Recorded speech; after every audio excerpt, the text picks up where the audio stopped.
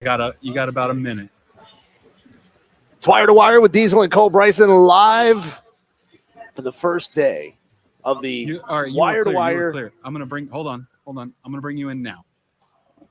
It's Wire to Wire with Diesel and Cole Bryson live for the very first day of the Wire to Wire College Football Upset Picks Challenge, brought to you by Ingles inside of an Ingles Market, man. It's like some sort of inception thing going on here as we're live at Ingles Markets in Powdersville. We love being down at this store. It's always buzzing, and we want you to be here as well. We got a chance for you to win a $25 Ingles gift card throughout the show. Cole, this is when everybody who's been a little bit confused about how this contest works get their very first chance to score some points and maybe set themselves ahead of the pack, in the very first week of this contest. You don't necessarily have to score in week 0, but it feels good to score. I need a score. You do? Yeah, I need it. And I'll tell you what, last time you scored. Well, I had played the upset picture challenge. Oh, okay. Ah, you like what I did there, right? You like what I did? To the nervous people out there, I'm the nervous one today. I'm the one that's really on edge, that don't know what to do with my hands because I've never been in the upset picks challenge before, so I'm excited.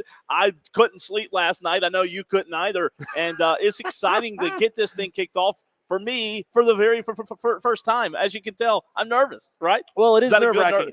And it's a nerve-wracking week for a lot of college football fans, a lot of college football players, coaches, administrators. Hell, the GM at Alabama's not nervous. She's making $825,000 a year. He? Yeah. Oh, he. Excuse me. He. Well, he has got a she's name, so I got a right. little. I was like, you know what? That's nice. It's a progressive world. Alabama's got a lady running things over there. But I'm wrong there. It's a he running things at Alabama. Yeah, I mean, this is the week, Cole, where a lot of fans are thinking, if we don't get it done this week, our season is over before it really even gets started. You know why? Because a lot of fans look at a week 0 or a week 1 loss, whatever you want to call this week. They're calling it all week 1, even though it's more than a week long.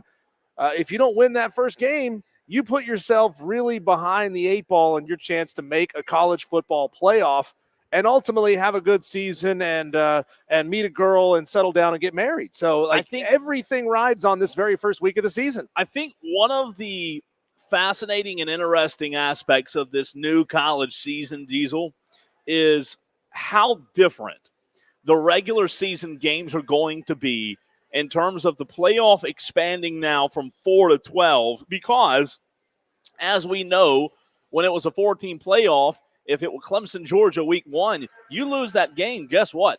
You're going to have a tough time climbing back into playoff conversation. Now, with it expanded to 12, I'm really fascinated and intrigued to see the season itself play out in terms of how these teams, obviously their end goal is still to win every game, Diesel, but how these teams and how the committee views teams versus losing early versus losing late. Clemson has a good chance to lose early, but then they want to go on a run. I think that's why this college football season is one of the most anticipated ever. Well, you know what? I think the way the college football playoff is structured, it's basically the best of both worlds for everyone, right? It certainly prioritizes winning your conference because that is the only surefire way to ensure that you get into the college football playoff. You go and you win the SEC title game, you're in. Big Ten title game, win it, you're in. Outside of that, you better hope that you got a strong enough resume. So it does allow just a little bit of wiggle room down the stretch in the season, but I guarantee you these coaches are not thinking about it that way. They are not saying to themselves, Ryan Day is not in his coaches meeting saying, hey guys, you know what, if we don't win the Big Ten title, that's okay. We can get them next time. We can get in as an at-large. No, he knows that he has to do absolutely everything he can, which means win every game, win big as much as you possibly can to ensure that you have a strong enough resume to get into this thing. And it all starts right here in week number 1 of the college football season, week 0, as we're calling it, week 1, as they're adding 5 extra days and making it a 12-day long week 1, which doesn't make any sense to me, but that's the way they're choosing to do it. So I want to present the question here to start the show. If you, Cole, were a power conference athletic director, how would you schedule week 1 of the college football season. I'm going to give you a couple different options, and we can look at it from a couple of different perspectives, right? We can look at it from the elite of the elites, the Ohio States, the Michigans, et cetera. We can look at it from sort of the middling Power 5 teams, talking about the NC States and the Wake Forest, or we can talk about it from the perspective of the really bad teams, like if I'm Vanderbilt or something like that. How would you go about scheduling week 1, the first game of the season for your team? Would you rather, Cole, schedule a Power 4 opponent of relative equal strength to yourself? Would you schedule B, a top half of the group of 5 division? Would you schedule a bottom half group of 5 or even a top 10 FCS? Or would you rather schedule just a garbage tier FCS team that you know you're going to blow out by 60? It's a great question. The 12-team playoff would change my mind on how I do things now and going forward in terms of the first week. I'll say this, Diesel, when I think about the decision that I have to make in week 1, I also think about at the same time what my schedule looks like at the very end. The reason I say that is I want to have quality wins, quality opponents on my schedule. However, track with me here if you can. At the end of the season, I think that there are going to be several teams, Diesel, fighting for that 11, 12 spot to get into the playoff, maybe even the 10, 11, 12. And I believe that the resumes of those 10s, 11s, and 12s are going to be very, very similar. So I'll tell you this. Now that it's expanded to 12, I, as an AD, I want to take the Dabo and Clemson approach that they're doing this year and schedule as difficult as I can off the bat so that even if I lose, I can still say I had a tough team, tough opponent in week 1, week 2, whatever it is, Diesel. But the flip side of that is I'd rather have them now versus at the back end because I don't want, in the microwave world that we live in, everyone remembers what happened recently. I don't want the committee seeing that Georgia loss anywhere recent. I want them to have to look back way, way, way back on my schedule to see it. I'm going to schedule out of the gate, now that it's expanded to 12, I'm going to schedule as possibly tough. So to answer your question, it would be versus a not equal strength, not FCS, but I believe it'd be B, right? Okay. If I'm not mistaken, I would schedule the toughest you can possibly schedule in week 1. Interesting. Okay, so the only flaw I see there in your logic there, Cole, is what if you get beat by 28 or more? Well, will the college football playoff committee, let's take this very specific example of Clemson versus Georgia, week 1, August 31st, coming up just a little over a week away. If you're Clemson and if you get blown out by Georgia, and there's some people, a lot of Gamecock fans in the audience who would love to see that happen, right? You have now just embarrassed yourself to the point where the committee will look back at that and say, wow, they just don't have what it takes to compete against the best of the best. Now, who knows what's going to happen down the rest of the season? It could be just you just weren't ready to play in week 1. Yeah. You're playing Georgia, the literal best of the best when it comes to college football, and they just had way too much for you. Week 1, you got the jitters. You didn't really have everything as ironed out and buttoned up as you thought you did. And then you don't go down the stretch and win your ACC conference championship game. So now you have to be looked at in that at-large discussion, okay? Sure. So you've got 7 slots to get in. If you are not an ACC champion and you got your teeth knocked out by Georgia in week 1, do you really think the College Football Playoff Committee is going to look at you and say, well, I think you're still deserving of being one of the 7 teams that get an at-large spot? Not if you don't win the conference. If you don't Right. win the conference, if a Clemson team approaches this year's playoff with 2 losses and one of them's the conference championship, let's say they lose to Georgia and lose again in the ACC championship, no, I don't think you're getting in the AC. Now, in the SEC, that's a different conversation. Right. I think you absolutely have a chance to get in out of the ACC, but the schedule that you play inside of the ACC with that second loss, I think it's tough. Now, back to your point about getting the doors blown off and the committee seeing that and saying, well, you got your doors blown off in week 1. My only thing is I understand that teams get better. And I'm not saying that you can't be a different team week 1 to 10. You can. However, I'm a big believer that you are who you are. And if I'm going to get blown out, I'd rather get blown out in week 1 than week 10. It's true. It's true. You know, there's that famous line. I don't know if you know the movie and you love the movie The Longest Yard, the remake with Adam Sandler. He plays Paul Crewe. He says, we scheduled a tune-up game against some slack Division II school, kick their ass and get our confidence up. That's what he said they like to do when they were at Florida State. There's still a lot of teams who like to do that. And I'll say real quick, yeah, that's a great philosophy if you play good teams later. But if you're in the ACC and you don't play good teams later, you schedule FCS. When are you going to play the good teams that actually are going to get you in? If you're Clemson and you can hold it close against Georgia, so you keep it within 10, all of a sudden that's a quality loss on your schedule. And the committee will look at that and say, oh, look, they can hang with Georgia, especially if you actually score some touchdowns this time.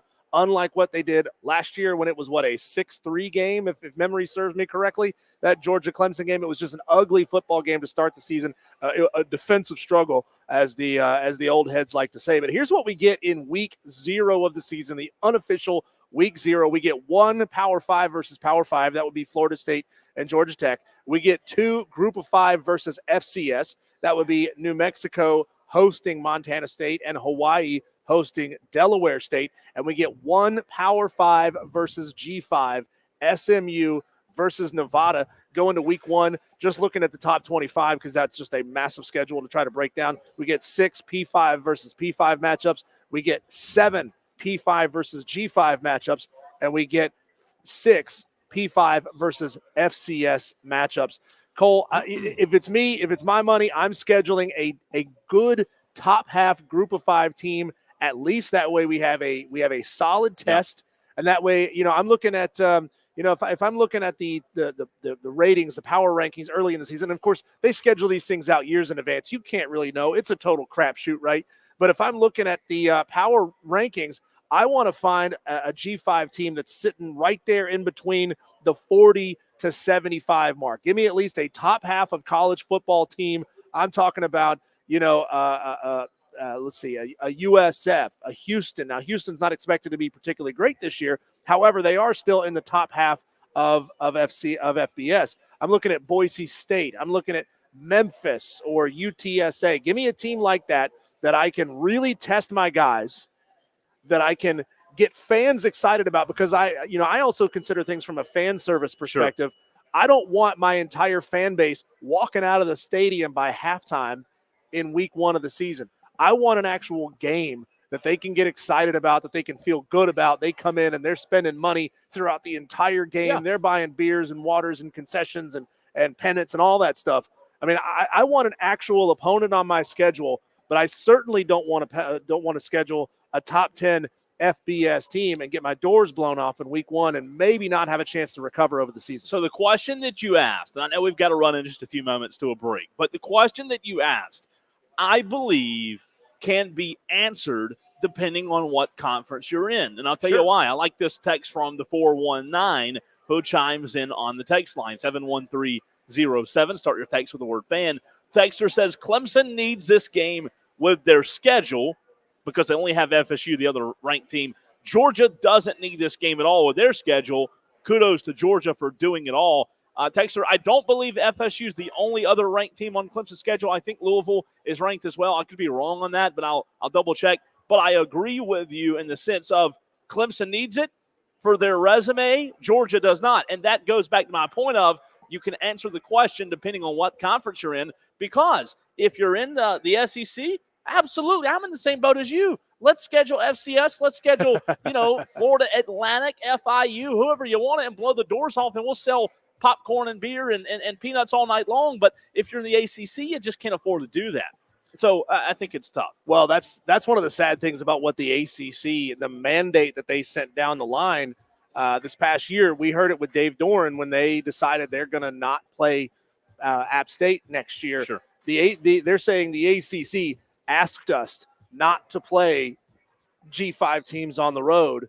Sorry, ACC, you need the top half. You need a top 10 G5 team or a middle of the road or better Power 5 team on your schedule because you need all the resume building you can get. Absolutely. All right, coming up next, we're going to continue the football conversation, but we're going to take it to the NFL. Before the NFL season starts, we've gone through divisions this offseason, this summer. We'll give you the best divisions in football, hear from you, ranking them best to worst, and get your thoughts as well. All coming up right here on The Fan Upstate.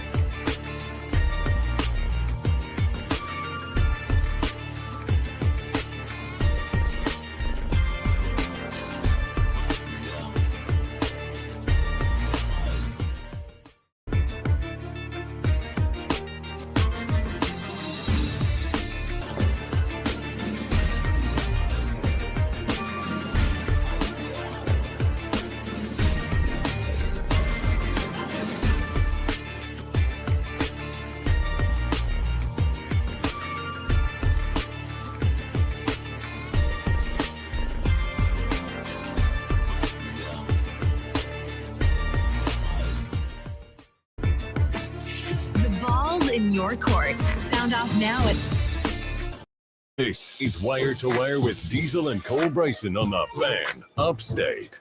If you are an NFL fan, if you have a team that you expect to be halfway decent this season, get your thoughts in right now, 71307. Start your text with the word fan. We're also live on Twitter, Facebook, YouTube. Zach on the Facebook stream says, how do I get started? If you're talking about the Upset Picks Challenge, it's at 4 o'clock today. So at 4 o'clock, we will officially kick things off. Stay tuned. Turn it on. Leave it on. That's just simply the best way for you to understand what's happening and when it's happening. Turn it on, wire to wire, and leave it on until 7 p.m. Short for that, Tolo. That's what you are, the listener, the audience. We appreciate you being a part of the show. Looking at the best divisions in 2024, looking at the worst divisions. Do you have any pushback, Diesel Tolos, on the AFC North being the best division in football in 2024? I'll tell you why I think it's up there at the top. You have the Baltimore Ravens, who added Derrick Henry in the offseason. We all know how good Lamar is. We all know how good that Ravens defense is and the coaching staff. The Bengals, Joe Burrow coming back. If he stays healthy, the Browns should bounce back with Deshaun Watson, and then the Steelers get Russell Wilson and Justin Fields. Diesel, when you talk about the AFC North and those four teams in particular, to me it's hard to find a division that's deeper than that one. Yeah, the AFC North is really good. I mean, everybody is essentially top half of the NFL. There's a lot of question marks there for me, though, in the AFC North, not necessarily with Baltimore or Cincinnati. Obviously, we know that Lamar Jackson is great. Joe Burrow, if he's healthy, he's great. And you know, I'm gonna look at all of this as if these are healthy quarterbacks going into the season. Right now, we don't. All of these teams are a QB change away from just falling to the bottom of the NFL. Cleveland, you know, Deshaun Watson, even when he's been relatively healthy, and I understand he had some nagging shoulder issues last season, but even when he's been relatively healthy, he hasn't been what we wanted Deshaun Watson to be. Not Clemson in DW4. Cleveland. He has not been Clemson DW4. You're right about that. He's not been year one or year two in Houston, Deshaun Watson either. And then obviously with the Pittsburgh Steelers, you got major question marks. You got big names taking snaps. You got Russell Wilson taking snaps, but Russell Wilson has been bounced around between multiple teams as his skills have diminished. Do we really believe that all of that was scheme issue or incompatibility with his head coach and wide receiver issue?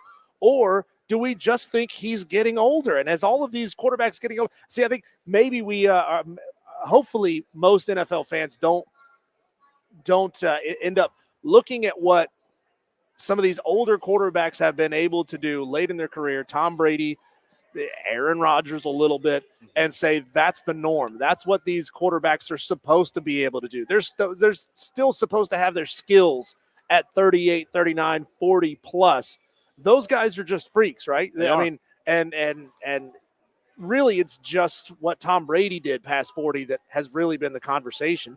Aaron Rodgers has done absolutely nothing past 40. So I like the AFC North. I would honestly put the AFC North basically neck and neck in my mind with the NFC North. I think the NFC North with Detroit and Green Bay is really good. Yeah. I understand the bottom half of the NFC North is not very good, but the top half, man, Detroit and Green Bay, that's a scary division right there. It's tough at the top half, especially with young quarterbacks. You had three teams in that NFC North that had young and upcoming quarterbacks, Jordan Love, Caleb Williams, and then J.J. McCarthy, who just got hurt not long ago. Now that obviously drops Minnesota down. Now, I'll say this before I move on from the AFC North.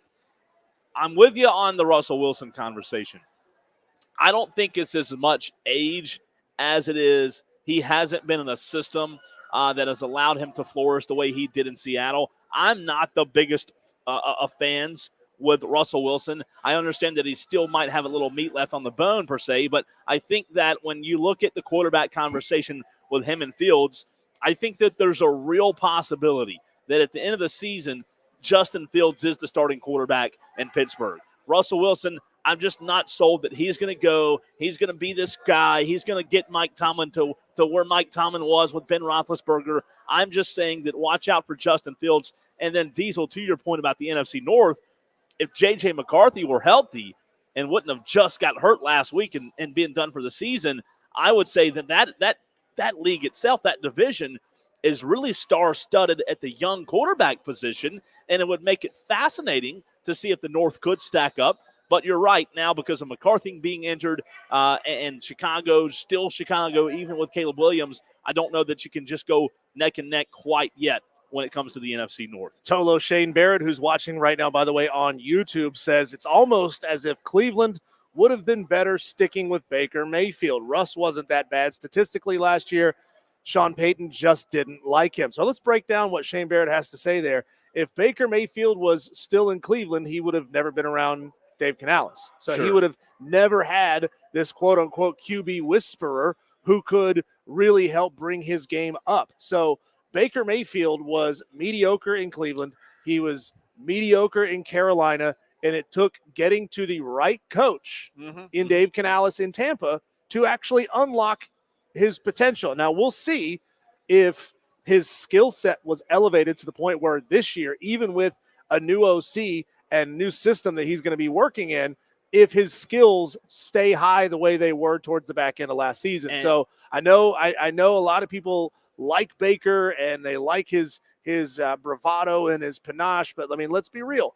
Most of the places he's gone, he has been mediocre to bad. So I wouldn't go that far that fast, Shane. So I'm with you. I would not classify Cleveland making a mistake there as of right now. I'll tell you why. I believe Deshaun Watson has tremendously more upside than Baker Mayfield does. And I believe that even though Deshaun is not the same Deshaun of Clemson or his first year, second year in the NFL, he still gives you a better option at quarterback, not just in terms of being able to throw the football, but being able to use his legs in a league that is turning more and more to that style of offense, going away from the pro style more to of what the Lamar Jacksons of the world can do in Baltimore. I would definitely say, listen, Deshaun's the right guy. Now, Shane, if you wanted to say they made the wrong decision and pay them the amount of money they did, you'd have a point. You'd have an argument there, and I'd agree with you. I still think he's the better fit there than Baker Mayfield. You know, I've never really made this comparison in my mind until you just said it. I think Deshaun Watson needs to get himself right mentally before anything else. You know, I would say there are some similarities mentality-wise between Deshaun Watson and Cam Newton. When those guys are happy, when they are content with where they are electric, right? And I'm not talking anything about any of the accusations against Deshaun Watson. But when he's happy and when he feels right, he can go out there and be an electric quarterback. And I don't know his mentality or his mindset right now, but what I saw from Deshaun Watson a lot in Cleveland, and especially his last year there when he was actually playing in Houston, I saw a sad Deshaun Watson.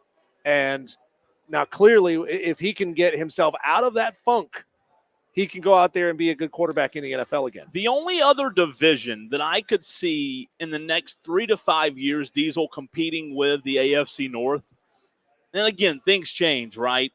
But the NFC East is intriguing depending on what happens with Dak Prescott. If he stays in Dallas after this season, Dallas in the regular season is a very good team. Philadelphia now, as we know with Jalen Hurts, has been very consistent, very good. Here's what's interesting. I know that New York's not good. Daniel Jones was not the right decision in my mind. However, I think there's a serious case to be made that with Dan Quinn now at the reins in Washington and them drafting Jaden Daniels, I'm not saying he goes and wins Rookie of the Year in 2024, but I can tell you this, Diesel, he's a candidate, and he's at the top of my list for Rookie of the Year in 2024. Dan Quinn's a defensive guy. If Jaden Daniels can get the right guy on the offensive side of the ball that helps him excel, I'm just telling you, the NFC East, if Washington takes that next step, and remember, defensively, for the last 5 years, Washington has been really, really good. Their team has not been good, but they've got they've got guys from Alabama across the board. They've got tremendous depth across the board on that defensive front. It's a nasty defensive front. They're a team that could make the NFC East if Dallas stays good, Philly stays good, and then all of a sudden, oh, here comes Washington. That NFC East could be really, really intriguing when it comes to the end of the season if Jaden Daniels does progress. So I'm going to give you a couple of absolute truths in this world, Cole, that I think everybody should write them down, put them in your diary, save them as a note in your phone, whatever it is. Don't invade Russia during the winter. Don't get involved in a land war in Asia, and don't draft a Duke quarterback and then pay him a ton of money. You are not going to be successful in the NFL when you draft a Duke quarterback and you give him a ton of money. I don't know what the Giants were thinking. Like, how do you take a guy who is mediocre to bad and suddenly think, oh, if we add a couple extra zeros to his paycheck each week, he's going to suddenly be a good quarterback? I don't know what they saw in Daniel Jones to throw him the kind of money that they did. But the New York Giants, man, they have put themselves in a deep, deep hole with that decision. I want to get to a few texts before we run on the text line, 71307. Texter from the 434 says, Fan, I asked about Deshaun the other day and if he can return to form and if Clemson fans even care if he does at this point. I don't think he can. Let me click on the rest of the text. It's a long text. I can't find the rest of it. Let's see. The AFC this year says the 201. The AFC this year runs through East Rutherford, New Jersey. AFC Championship Burrow on the road versus Rodgers. Jets have one of the top defenses in the NFL. And see if I can find that one. Are loaded with fresh talent on offense. Lock it in now. Texter from the 201 says Jets, Bengals, AFC Championship. And then one more from the 483. Texter says, Deshaun definitely seems like he is in his own head. He needs to relax and get his mind right. I heard massages always help with that, says Boston Scott. Boston Scott, good text. Good text. Well played, my friend. Hey, speaking of playing, here's your chance to win a $25 Ingles gift card. I'm going to describe over the course of the show one clue per hour, a product that is available inside of every single Ingles market. And if you think you know what product it is we're talking about, you can text it in, sure, but guess what? You can't win the prize unless you come here to this store in Powdersville and see if you can win a $25 Ingles gift card. Your first clue, this product is found on both a regular aisle and in the bakery. I say again, this product is found on both a regular aisle and in the bakery. You think you know what product I'm talking about? Come on down here. You put your name in the hat. You could win a $25 Ingles gift card, which, as great as the prices are here, that could be dinner for the family tonight right here inside the Ingles Deli. We're smelling all the delicious and wonderful smells. They got pizza right there, hot, fresh, and ready. They got sandwiches. They're making a sub right now. I'm telling you, man, $25 can go a long way on your dinner tonight here at Ingles Market. When we come back, it's time for us to take a look around the sports world. Our first dive into our daily wires. That's coming up next on the Fan Upstates.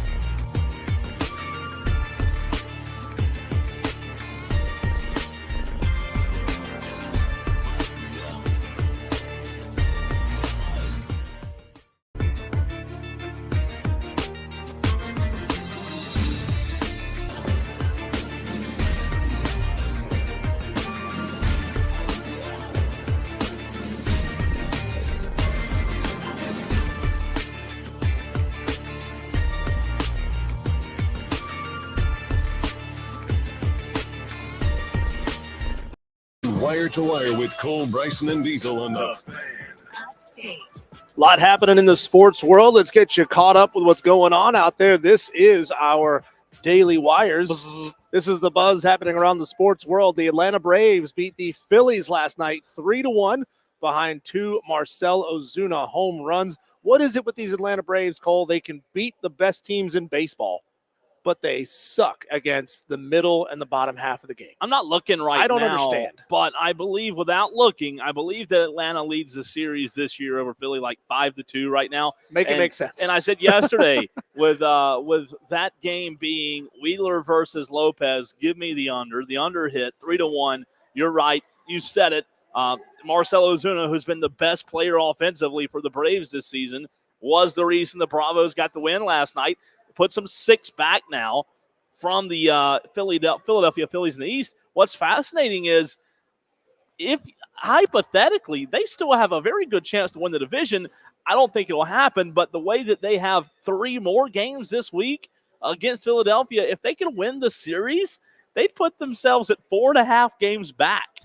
How wrong are we going to be, Cole, if these Atlanta Braves somehow limp their way into winning the division by the end of this season? I mean, this will be one of the wonkiest, weirdest seasons for the Atlanta Braves to go out there and win the division. I'm telling you, though, Ronaldo Lopez, he got himself a deal, obviously. He's making he's on a 3-year, $30 million contract with the Atlanta Braves, and he's got 3 more years to go on this deal. But the Atlanta Braves better do everything they can to hold on to this guy long term, because Ronaldo Lopez is great. That would be bad news if that happened. And that would mean that you would need to fire Rob Thompson, who's the Philadelphia Phillies manager. If he screws the pooch on this one, yeah, he's got to go. There's no way you let the Atlanta Braves, with everybody hurt now, win the division. And tonight they will face the Philadelphia Phillies again. Max Fried gets the start against Aaron Nola.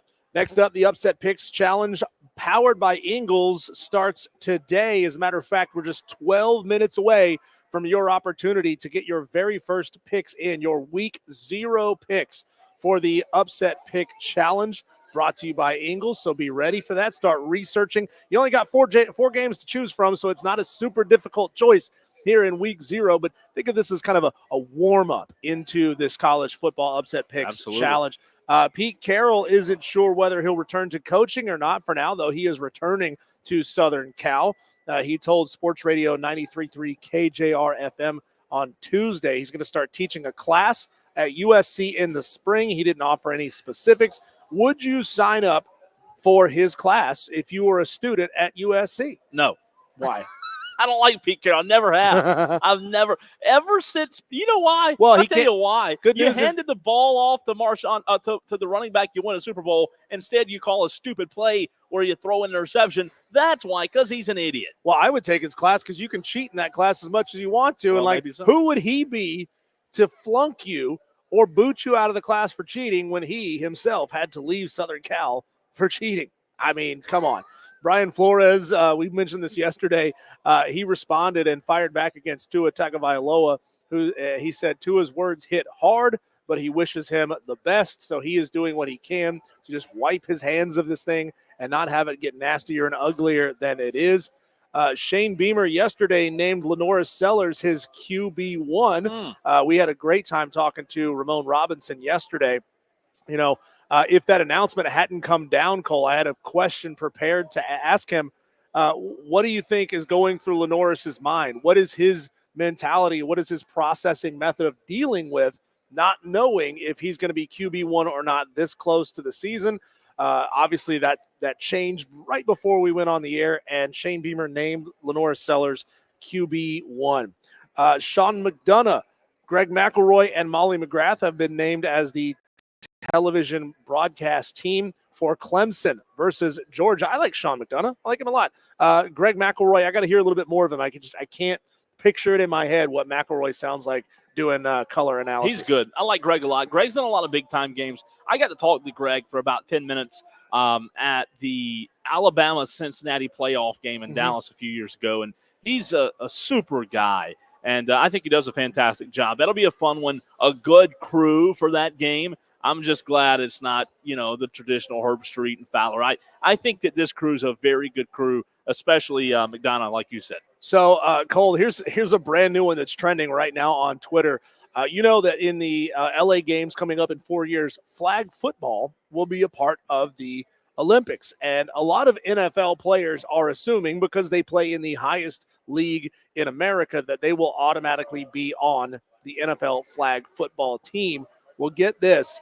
A star flag football quarterback named Darrell Doucette believes that he is a better option to quarterback the U.S. flag football team than Patrick Mahomes, who I assume at this point is the odds-on favorite to be the quarterback for this team. Do you believe that a specialist flag football quarterback is a better option than the best NFL quarterback on the planet to lead Team USA? What do you think? Are you kidding me? Is that even a question? What a dumb, you know what? I mean, come on. I don't care if you're bragging about being good at flag football is like me saying I can go over there to that Mountain Dew machine and make the best Mountain Dew ever. You put the cup up to the dispenser and you push the dispenser. There's no tackling. Flag football is not real football. Darrell Doucette is Uncle Rico, right, from Napoleon Dynamite. He says, I could throw a football over them mountains. Back when I was a senior, if I hadn't got hurt, we would have gone All-State. He is that guy who has never been in the position that Patrick Mahomes has been in, could never sniff the position that Patrick Mahomes has been in, and he somehow says, yeah, but I'm still better than that guy. Unbelievable. I mean, in your mind, are there any elements? Now, I know that you are a huge fan of flag football. Are there elements in flag football, maybe some specific motions or anything like that would tell you somebody who lives and breathes in that world would be better suited? Maybe not quarterback for me, but possibly a wide receiver, like the hip motions, the best ways to keep the flags out of the opposing team's hands. Yeah, I can't think of one reason. Like, literally, I don't care if you're wearing flags or pads. Hey, if you're a wide receiver and that's the DB, you run faster than him. Hey, if you're the running back and that's the linebacker, hey, run faster than him. I don't care if they have pads or flags on. Are you kidding? That's so dumb. That guy, he's an armchair. He's one of the promos in our commercials talking about with his hand in the bag of Cheetos. Give me a break. All right, ladies and gentlemen, the time has come. The time has arrived. It is time for the Upset Picks Challenge to begin. 7 minutes from now, you and I and Diesel, all the Tolos, will kick this thing off for the 2024 season. All of that and more next.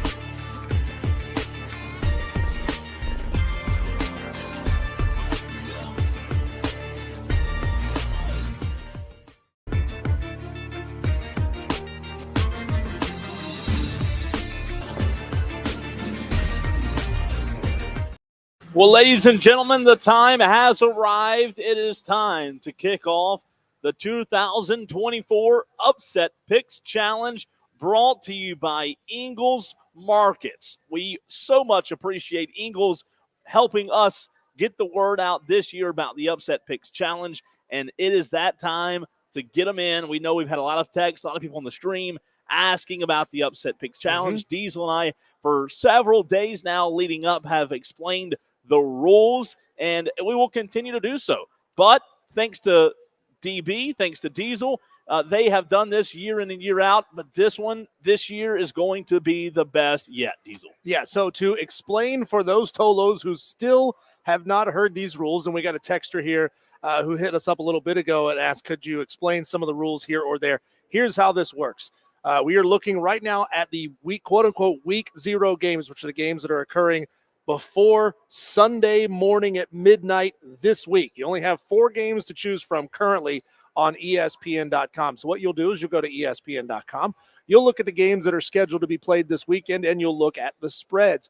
You are guessing, predicting which one of these teams will earn an outright upset against the team that they're playing. We're not betting against the spread. You have to win the game. Yep. And this is a long challenge, okay? This is over the course of the season. So how you choose to strategize this thing is completely up to you. You could go for that massive, huge hit this week, which would be Delaware State over Hawaii. The spread on that game right now is 40 points. Delaware State had a hard time catching their bus to even get to the airport to get to Hawaii. So they're starting in a very difficult spot this week. But hey, if that's the game you want to choose, if you want to go huge, go for it. You might not win the game, but guess what? You're still going to be at 0 by the end of this week because you can't fall below 0. So if you accurately predict an upset, you will get the points by which that team was an underdog added to a season-long rolling tally. So, for example, if you believe that Georgia Tech is going to beat Florida State, you get 10.5 points added to your week 0 total. Now, here's the thing. Next week, for official week 1, you get your pick wrong, you lose a point. You fail to make a pick, you lose 2 points. So that's how we get you to come back week in and week out and make these predictions. And I would advise everyone to think with your head, not with your heart. Melissa Leavell right across from me over here, she's already shaking her head like, no way, that's not going to happen. Florida State is not going to lose to Georgia Tech. It could happen. It's only a 10.5 point spread. They're going overseas. So with just the limited number of games, we'll bring Melissa Leavell right in here to start this thing off. You get the very first pick in the very first week of the Ingles College Football Upset Picks Challenge. Here's what you got to choose from. Florida State, Georgia Tech, you'd get 10.5 in that game. You got Montana State at New Mexico. You would get 11.5 points in that game. SMU versus Nevada. If you chose Nevada, you would get 25 points in that game.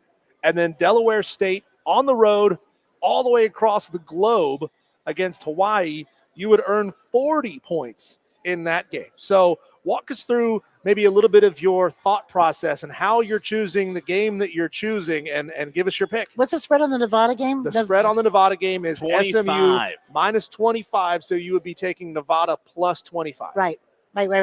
Well, and they're playing at Nevada. They're playing at Nevada. Yeah. Right. Okay. Opening game of the season. Correct. Right. That's the one I'm picking. No okay. way. Wow, You're that's going big. out with a bang. No, I'm going to say one thing. You know Nevada only won 2 games last year, right? I know. Hey, listen, we only won like That was 3 the year before we won all of them, right? Okay. But I'm going to say this. The Georgia Tech Florida State game is probably a pretty safe pick. And I hate to say this, but overseas makes something, okay? Sure. We got a brand new quarterback coming in the system. Whole bunch of new players. Georgia Tech has a lot of the same people coming back.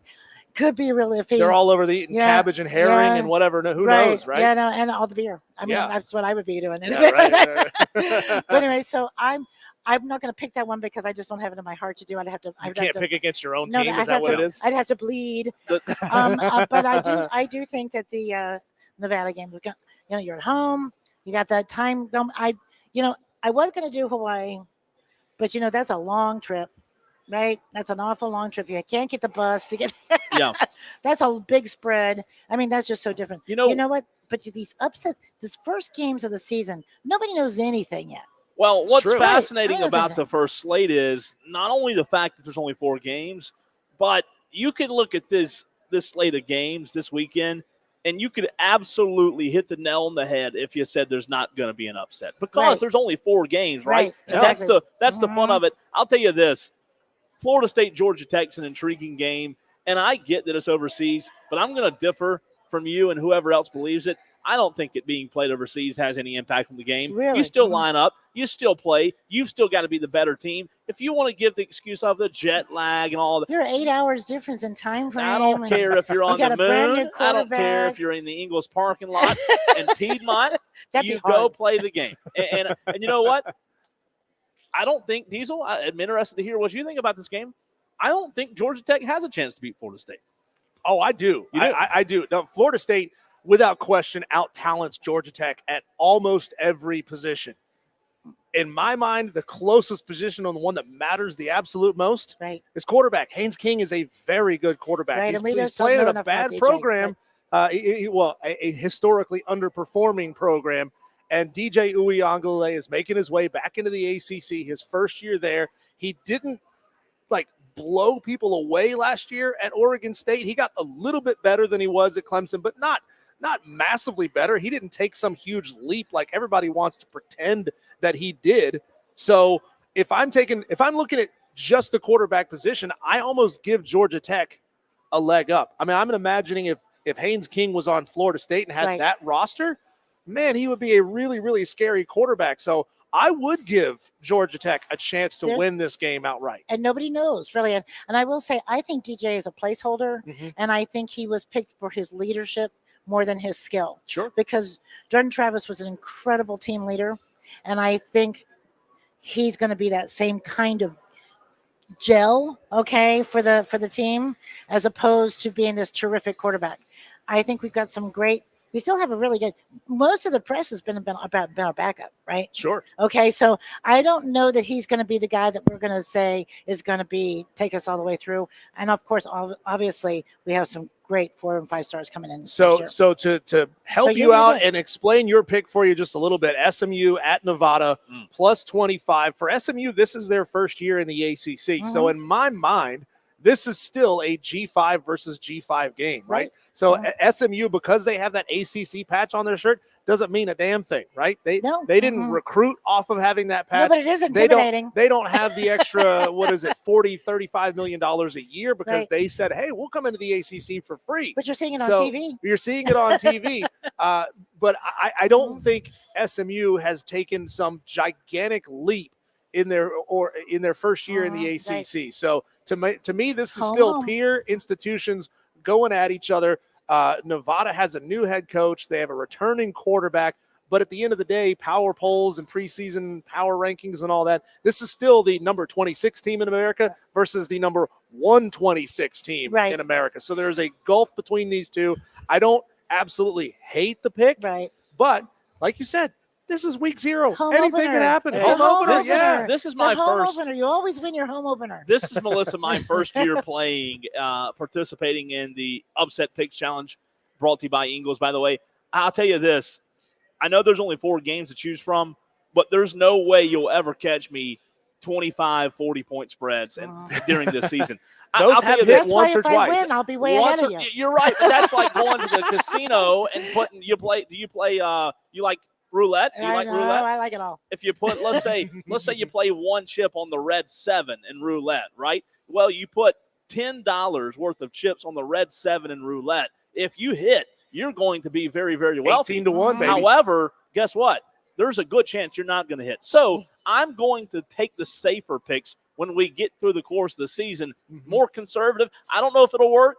I don't know what your, DB has all of his different. If you never put the chip down, you never win. Yeah, right. But if you never put the chip down, you never have to lose either. You never have to lose. You got nothing to lose in game 1, right? See, and Cole, the start off in a roll. The challenging part of that strategy is you could find yourself down considerably by week number 9, 10, 11 of the season, and you find yourself having to go for the Hail Marys, having to go for the big pick. So that's what makes this game, this challenge so much fun and so tough. And the text messages are just rolling in. Remember, texters, as you're hitting us up at 71307, start your text. So what did you pick?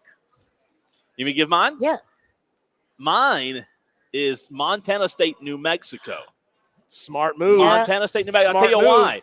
Montana State, Melissa, is favored right It's now. like the middle of the teeter-totter. That's exactly right. I'll tell you this. Here's my reasoning. Montana State's favored by 11.5, according to ESPN. That game opened in July as a 4.5-point spread. That's been a lot of movement from July to now, which initially tells me there's not a big difference between these two teams. So it wouldn't be far-fetched at all to have New Mexico State win outright, and that's my pick. So I want to remind our Tolos who are getting their picks in, text in 71307. Start your text with keyword fan. Give us your name, give us your game, and the spread. If you don't give us all three of those pieces of information, it is an invalid pick. Give us your name, your game, and the spread. Now, if you're off by a half a point or something like that, that's okay, because we are going to screenshot these from ESPN.com. So we know what the official lines are as of 3 p.m. today from ESPN.com. So if you're off by a half a point, if it's changed since the last time you looked at it, that's okay. But you got to give us all that information to get your pick in and have it be valid. But Cole, I love your thought process there on Montana State. They are the preseason number 7 power-ranked FCS team in America. They are playing the number 127th ranked FBS team in America. Here's the thing. It's at New Mexico. They got a new head coach who, by the way, is Bronco Mendenhall, who was an excellent head coach at BYU. Despite what happened at Virginia, he's back out west. He's on his own turf. They don't want to start this season 0-3 because they got to go on the road at Arizona and at Auburn in weeks 2 and 3 of this season. So for New Mexico, they got to get this win now, or this season will fall off the rails very, very, very quickly. And I'm going to tell you right now, he's not a name that people know about because he didn't play a lot last year, but sophomore quarterback Devin Dampier attempted 64 passes last year without throwing an interception. He threw for somewhere in the range, I don't have it right in front of me, but somewhere in the range of about 600 yards. Again, didn't play a lot. He ran for 400 yards. He's a dual threat guy. He's a scary runner. I'm going to take this one, New Mexico plus 11.5. I think that's the safe bet, Melissa. I don't see any way in the world SMU, Hawaii, and Florida State lose. I just don't. Georgia Tech, Florida State, as I said, I know Georgia Tech's got a good coach. They've got returners. But, you know, at the end of the day, listen, I just can't pick against my Florida State. That would be actually would be my pick. Yeah. If it wasn't Florida State. Yeah. Okay. But, I mean, seriously, because that's the one I've been worried about. Nobody in Tallahassee is going to call you and blow up your phone and say, how dare you? No, but see, that's the only one I've been worried about because the rest of them are like in, on United States territory. That's the way I describe that is it's cute, Melissa. It's cute to say Georgia Tech has these guys coming back. But at the end of the day, you got to go out there and have the dogs. You got to have the dudes. Florida State's going to outpower them, outman them in every position. I'd say Florida State wins 14 points. Ooh, 14 Not 14 touchdowns. Let me clarify. So 14 points. We got a flood of votes coming in here to start this thing. I want to get through some of these and see what you, the Tolos, are thinking about these games. Rev Red texts in and says he'll take New Mexico State plus 11.5 over Montana State. Ooh. JB takes the same game. Tiger Pal Rachel is taking Georgia Tech over Florida State at 10.5 points. Matt M says he wants New Mexico plus 11.5. Madcraft says the same thing. Dab Daddy says he wants Montana State. He wants the New Mexico Montana State game plus 11.5. Let's see. Michael in Simpsonville taking that same game. Roger Carper wants Georgia Tech plus 10.5 over Florida State. Sheezy says, give me Georgia Tech plus 10.5. Amazon Guy asks, how do we submit our votes if we play? Very good question, Amazon Guy. You text us at 71307 anytime up until 7 o'clock today, and then we reopen votes. We reopen your submissions on Thursdays and Fridays, but you have to get your votes in during show hours, okay? We only want 3 to 7. Yeah, from 3 to 7. Well, technically it doesn't open until 4 o'clock on Wednesdays, but 3 to 7 tomorrow and on Friday as well. So if you're not sure, if you want to take a little time, obviously you can submit your picks on Thursdays and Fridays between 3 and 7. Buckeye Brian wants Georgia Tech over Florida State. See, I plus told 10.5. John Corley wants that New Mexico 11.5. Amazon guy got it right here. He says week 0, he's going Georgia Tech over Florida State. Nobody's going for the 40-point score of Delaware You State. think? Wonder why. There's a reason for that. I know. AJ, No Coach one's going for AJ FSU. is going with New Mexico over Montana State. And then Ethan Reed messages in, says he'll take Georgia Tech plus 10.5 versus Florida State in Dublin, Ireland. Real quick before we run, because I know we've got to get to our guest, let's do this while we have Melissa with us here at Ingles. Second hour of the show, time for clue number 2 when it comes to today's big drawing. It's your chance to win a $25 Ingles gift card. However, you have to be here in person to submit your guess, and if you get it right, you will enter for a chance to win that $25 Ingles gift card. Clue number 2, Diesel said number 1 in hour number 1. I'll recap. It was a product is found on both a regular aisle and the bakery. Clue number 2 for hour number 2 is if the surface of your street matched the surface of this product, it would have lots of potholes. Ooh. That is, I believe, This might be the dead giveaway.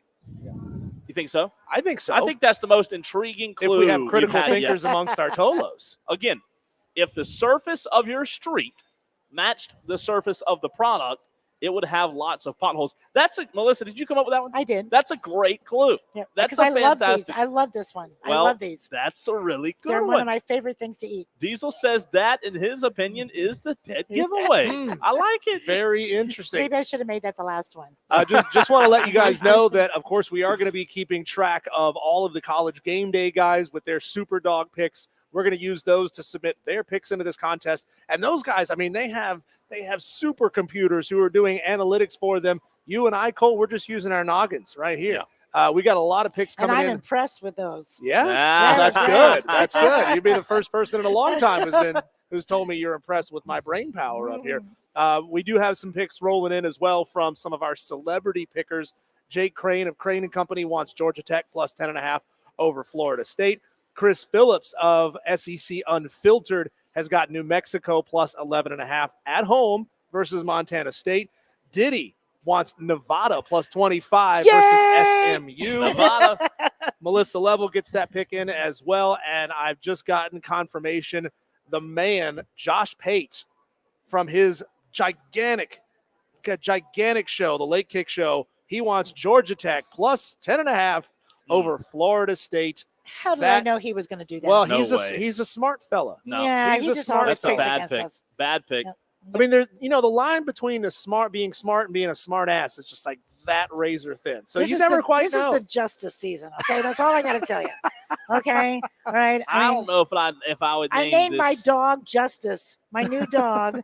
my old dog was Renegade, named after the horse Chief Osceola rode in him. When we lost him, I got a new German Shepherd. His name is Justice. You know why? Because FSU is going to get Justice this year. Oh. Again, like I said, that's cute. How come I you don't see didn't that. name him Uyangalale? No, That'd have been a good because name. it's a placeholder. You want to repeat that name every day It for had to be years? Ooey, Ooey. Ooey. That's not a bad That's name for a not- dog. I that's kind of not like bad. it. Ooey. Kelley- I had a friend name his dog Laddie after Marcus Lattimore. There you you go. go. Yeah. Kelley Ford of KFordRatings.com joins us next. You don't want to miss Kelley Ford and what he has to say.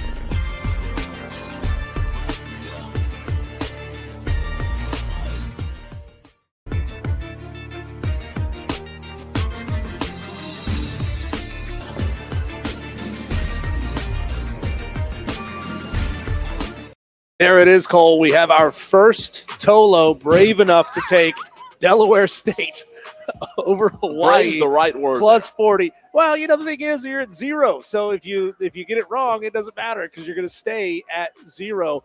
Welcome into Wire to Wire with Diesel and Cole Bryson as our Upset Picks Challenge has just begun, powered by Ingles.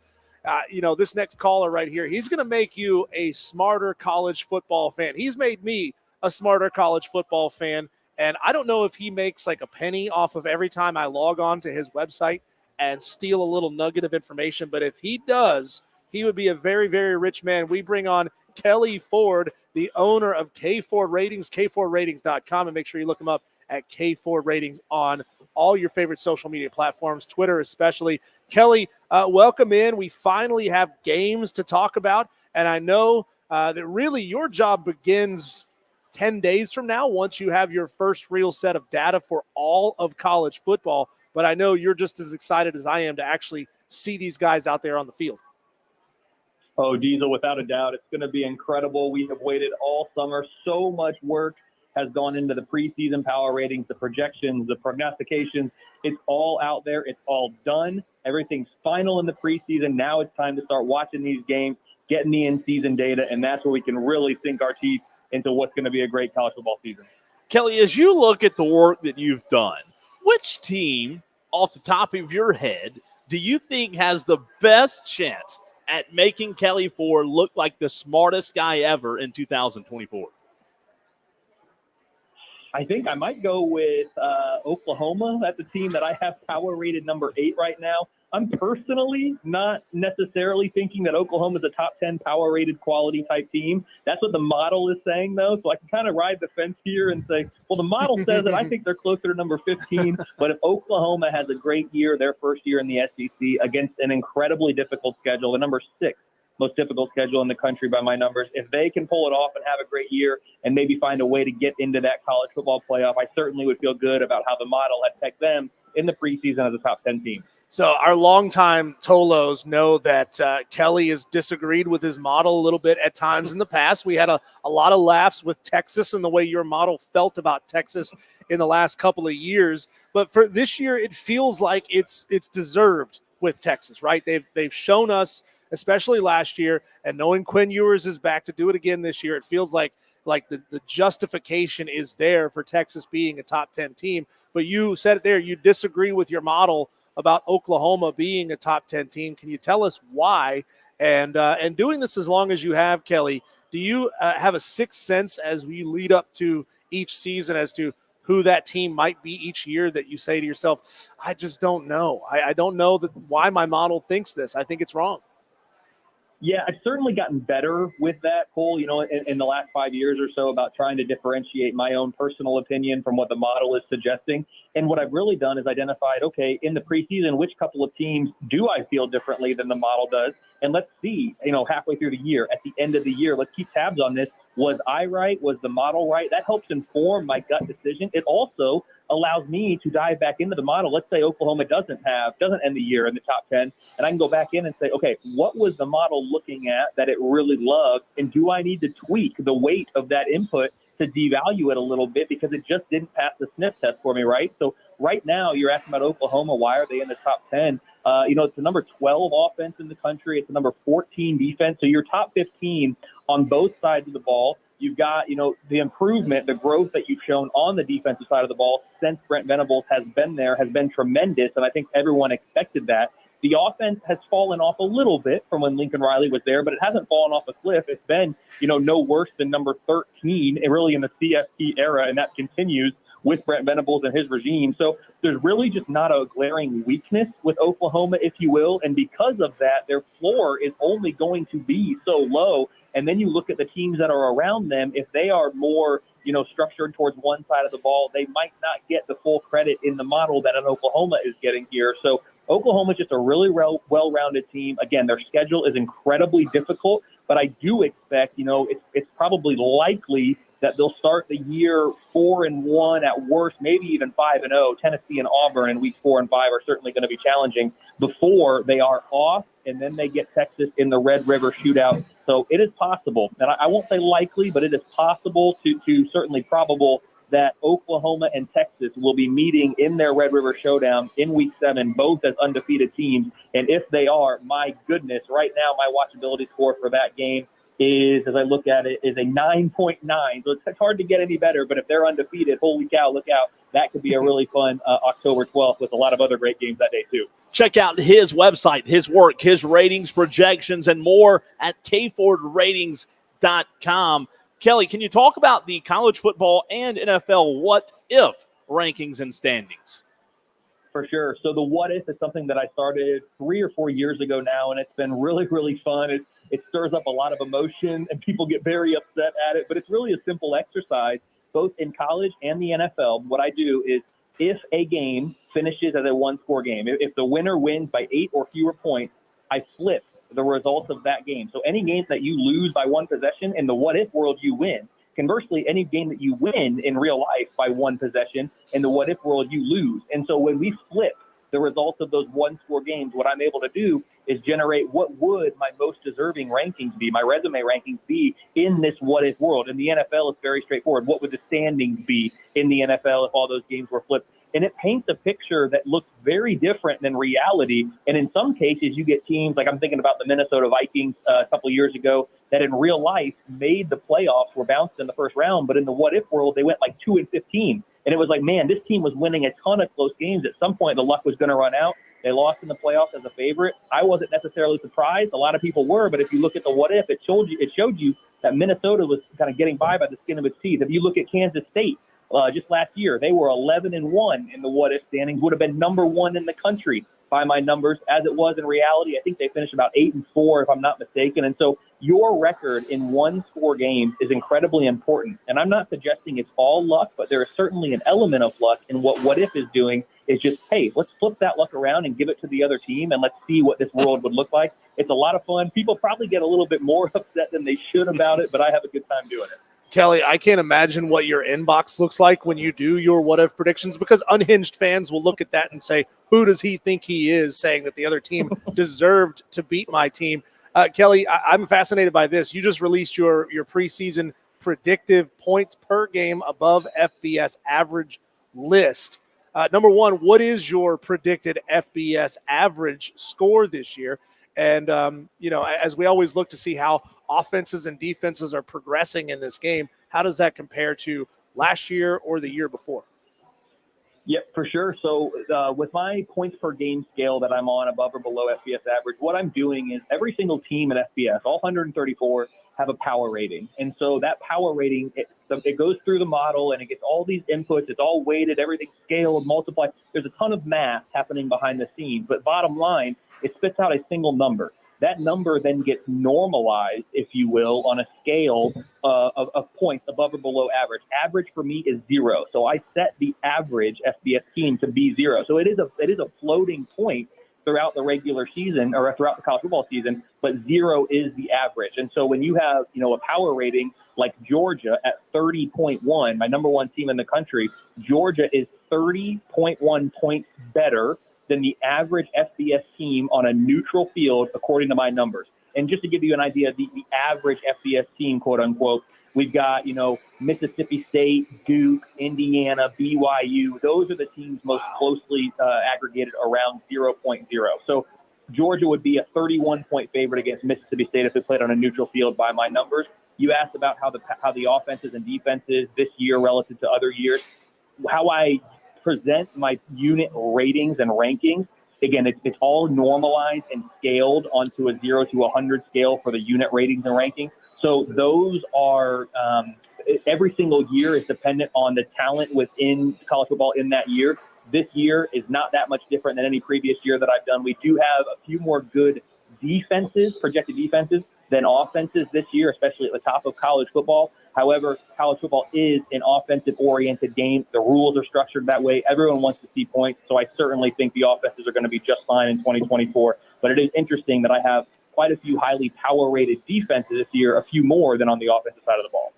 Hey, Kelley, as you know, we've mentioned it a lot during today's show. The Upset Picks Challenge, brought to you by Ingle, started today at 4 p.m. and will go through Friday. I want to know, because we've had a lot of Tolos text in the Georgia Tech versus Florida State spread, and that game is their pick. Are there any statistics, any projections, anything that Kelley Ford can give us to actually allow us to think, because I don't, that actually allow us to think that Georgia Tech has a shot on Saturday in Dublin?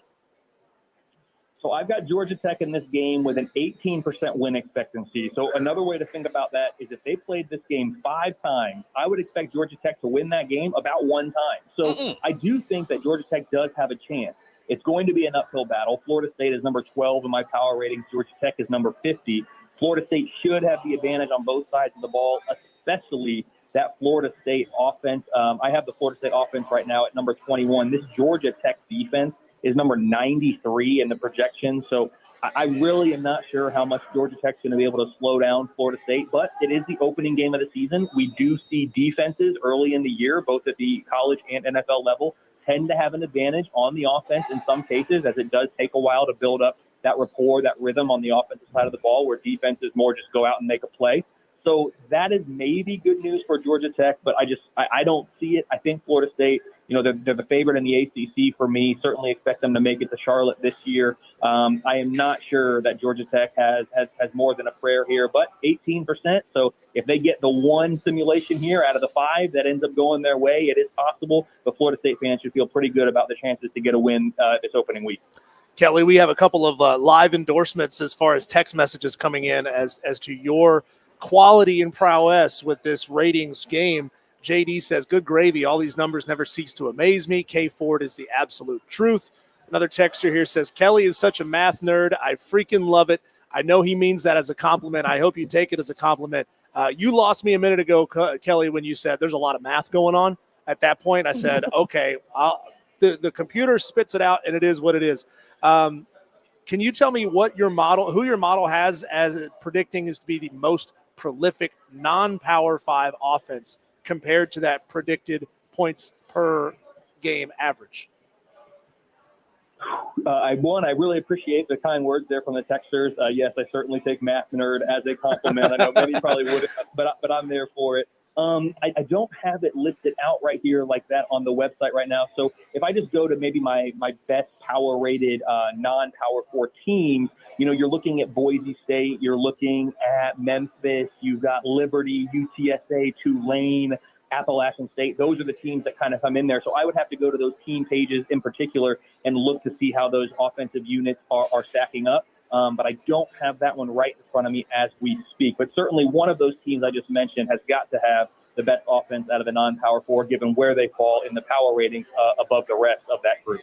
Kelley, I've got a new one for you. I don't know if you know this or not, but we call our listeners TOLOs. That stands for Turn On, Leave It On. That's what we encourage them to do each and every day right here on Wire to Wire. Turn it on, leave it on every single day.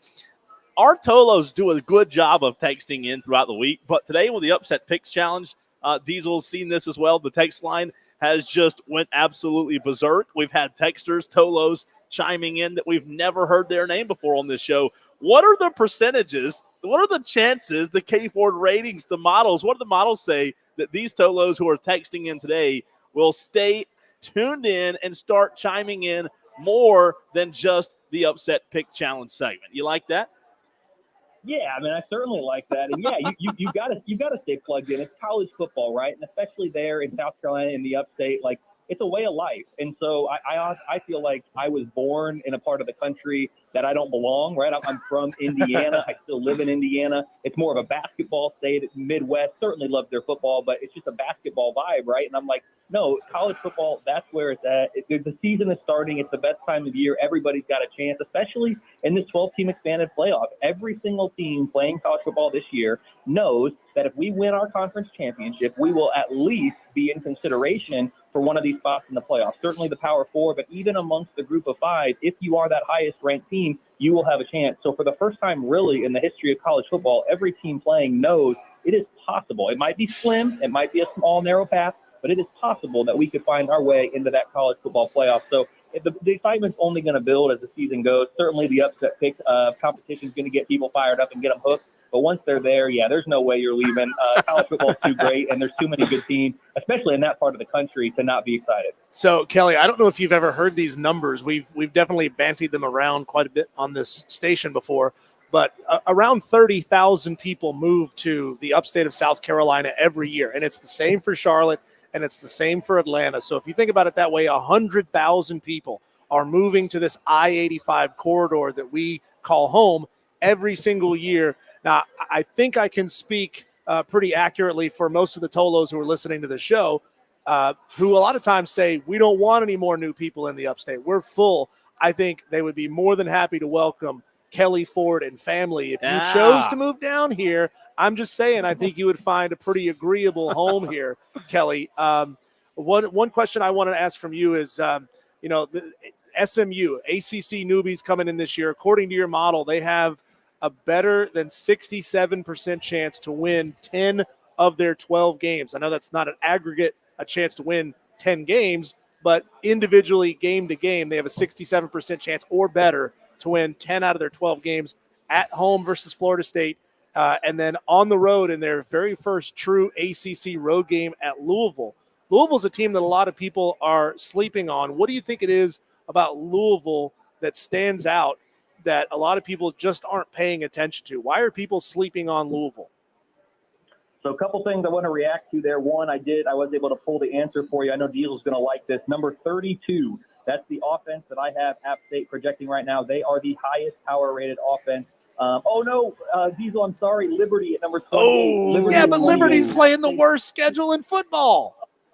Hey, and that's actually going to be to their advantage to a degree. I actually think Liberty fans should probably be upset that their schedule is not more challenging this year, because I think they have a team that could handle a much more difficult schedule than they have. But the reality is, I do have this as a top 30 unit. App State coming in number 2 in the G4 or the G5 ranks on the offensive side of the ball. So I did want to answer that. With regard to coming down to South Carolina, my sister lived in Anderson for probably 5 or 6 years. I don't know if I've ever shared that with you guys. So I'm familiar with that part of the country. Always had a good time. And certainly if the wife would ever be open to moving, who knows how that ever ends up. But she's pretty entrenched in Indy, if I have to say so myself. Now I'm going to get to Louisville, the question you actually asked. Last year, coming into the year, I had Louisville as a sleeper team to make it to Charlotte. I think I was a little bit higher on Louisville than the market. I had them number 3 in my projected standings. Of course, they do end up making it to Charlotte last year in Jeff Brom's first year at his alma mater. This year, I got them number 3 in the projected standings again, but I think that the secret's out. More people are talking about them just a little bit. I have them as a top 25 power-rated team. There's only 2 games on the schedule, one game on the schedule, that my numbers make Louisville an underdog of greater than 1 possession. That would be against Notre Dame in week 5.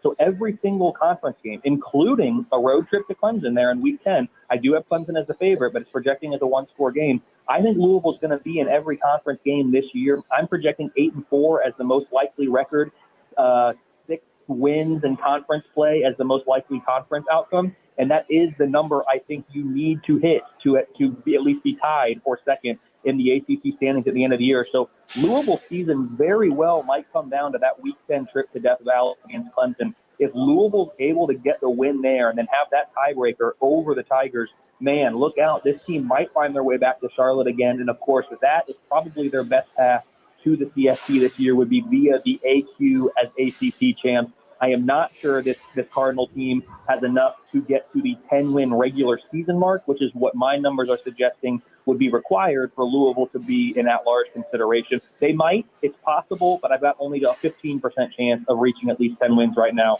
which is the number I think they need to be in that at-large discussion. Kelley, you're the best. We appreciate you, and we will talk to you again next week, man. Thanks, guys. Really appreciate it. Have a good one. Absolutely. That's Kelley Ford of KFordRatings.com. He could go on and on and on, Diesel, because he's that talented. He's that smart. Fantastic stuff from there. We'll react as the show goes on. A lot to get to that Kelley Ford had to say. We'll do a wraparound, get you updated on the sports headlines, the top stories in sports right now. It is the Daily Wires next right here on the Fan Upstate.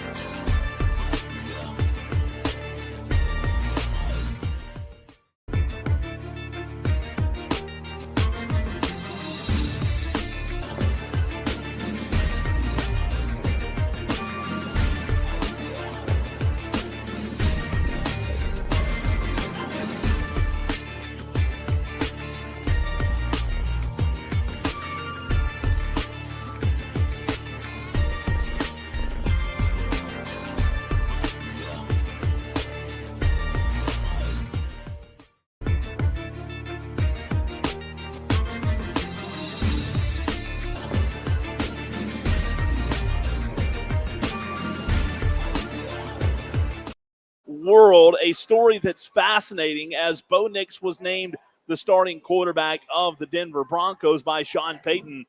Bill Belichick today on the Pat McAfee show said, don't know if that's the right move. Bill Belichick said, what you don't want to do is put a rookie quarterback in there before he's ready. For example here, what I don't think you want to do is put Bo in there and then after 3 or 4 games find out you need to take him out and put Jared Stidham back in there and go that way. I don't think that would work. I think that just creates a lot of confusion, and I really don't think that's what you want to do. Well, that's certainly the mentality that he's had for a long time. We had that clip from, I think it was yesterday. Yep. Tom Brady saying, man, there was so much value in sitting back at Michigan, learning the system and working my way up. There was value in sitting back at New England underneath Drew Bledsoe and earning his way up and building his way up. So I'm not surprised that Bill Belichick feels the way that he does because it's the way he's always operated. It is.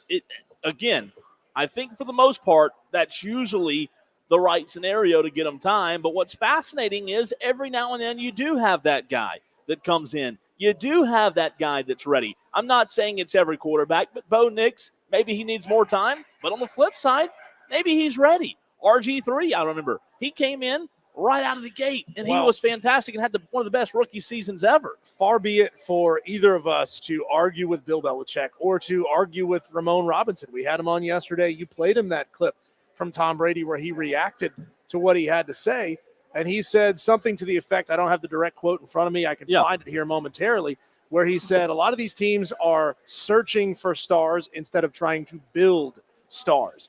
And I think there is so much truth in what he had to say there. I think a lot of these guys, Bryce Young should not have started for the Carolina Panthers last year. That is called twitchy owners making rash decisions, putting guys who are not ready to play out onto the field and potentially hurting them or destroying their confidence or putting them in a position where they simply cannot be successful because they don't have the offensive line or the running back or the wide receivers around them to allow them to be successful. And for the most part, I agree with Ramon and Bill Belichick. However, you look at situations like RG3 and CJ Stroud when the rookies come in and just light it up. I believe that applies to most quarterbacks. However, there are some guys who can come in and immediately start and immediately be an impact guy. Jordan Love was not that guy. CJ Stroud was. RG3 was. Mostly, I think, to your point, I believe it is safer to learn and grow up under the starting quarterback, whoever that is. But every now and then there's a guy that breaks that. But look at the minutia of NFL and with rookie quarterbacks who are drafted in the first 5 to 10 picks in the NFL draft.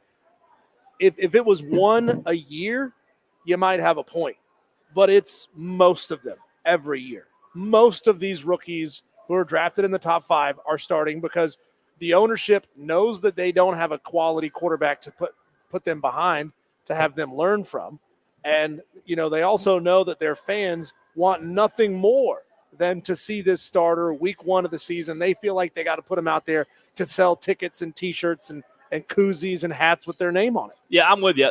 All I'm saying is you would be crazy if you're D'Amico Ryans not to have started C.J. Stroud last year. And he did, and he was phenomenal. It doesn't happen often, but every now and then it does. Also, headlines, Daily Wires. The Atlanta Braves defeated the Philadelphia Phillies 3-1 last night behind the 2 home runs of Marcell Ozuna. They now find themselves 6 games back in the NL East with 3 more games this week against the Phillies. It's a 4-game series. The Braves, if they were to win 2 more, they'd find themselves 4.5 games out of first place, which would be fascinating. Win 2 in a row. That's good. Win 3 in a row. That's called a winning streak. It has happened before. Max Fried tonight for the Bravos against Aaron Nola. Also, Chicago Sky rookie Angel Reese is releasing a Reese's Pieces apparel collection after signing an endorsement deal with the Hershey Company. She's also working on a shoe collaboration with Allen Iverson. OAI, I like that, but her name, Reese's Pieces, that fits, don't it? That's easy, right? That's an easy one to make happen, and congratulations to her. Her name, her star, her brand is just going to keep getting bigger as she's successful in the WNBA. And the more of those that we have year in and year out, the WNBA will keep growing. And in case you missed it yesterday, the last one before Diesel throws it to break, Lenore Sellers was named QB1 by head coach Shane Beamer yesterday. So that is the guy you will see take the starts in Columbia this season. That do it for the Daily Wires right now. When we come back, it's time for Cole and I to fight about it. The 5 o'clock fight is coming your way next, right here on 97.7 FM in Greenville, 97.1 FM in Spartanburg, and everywhere you are on the free Odyssey app. Breaking.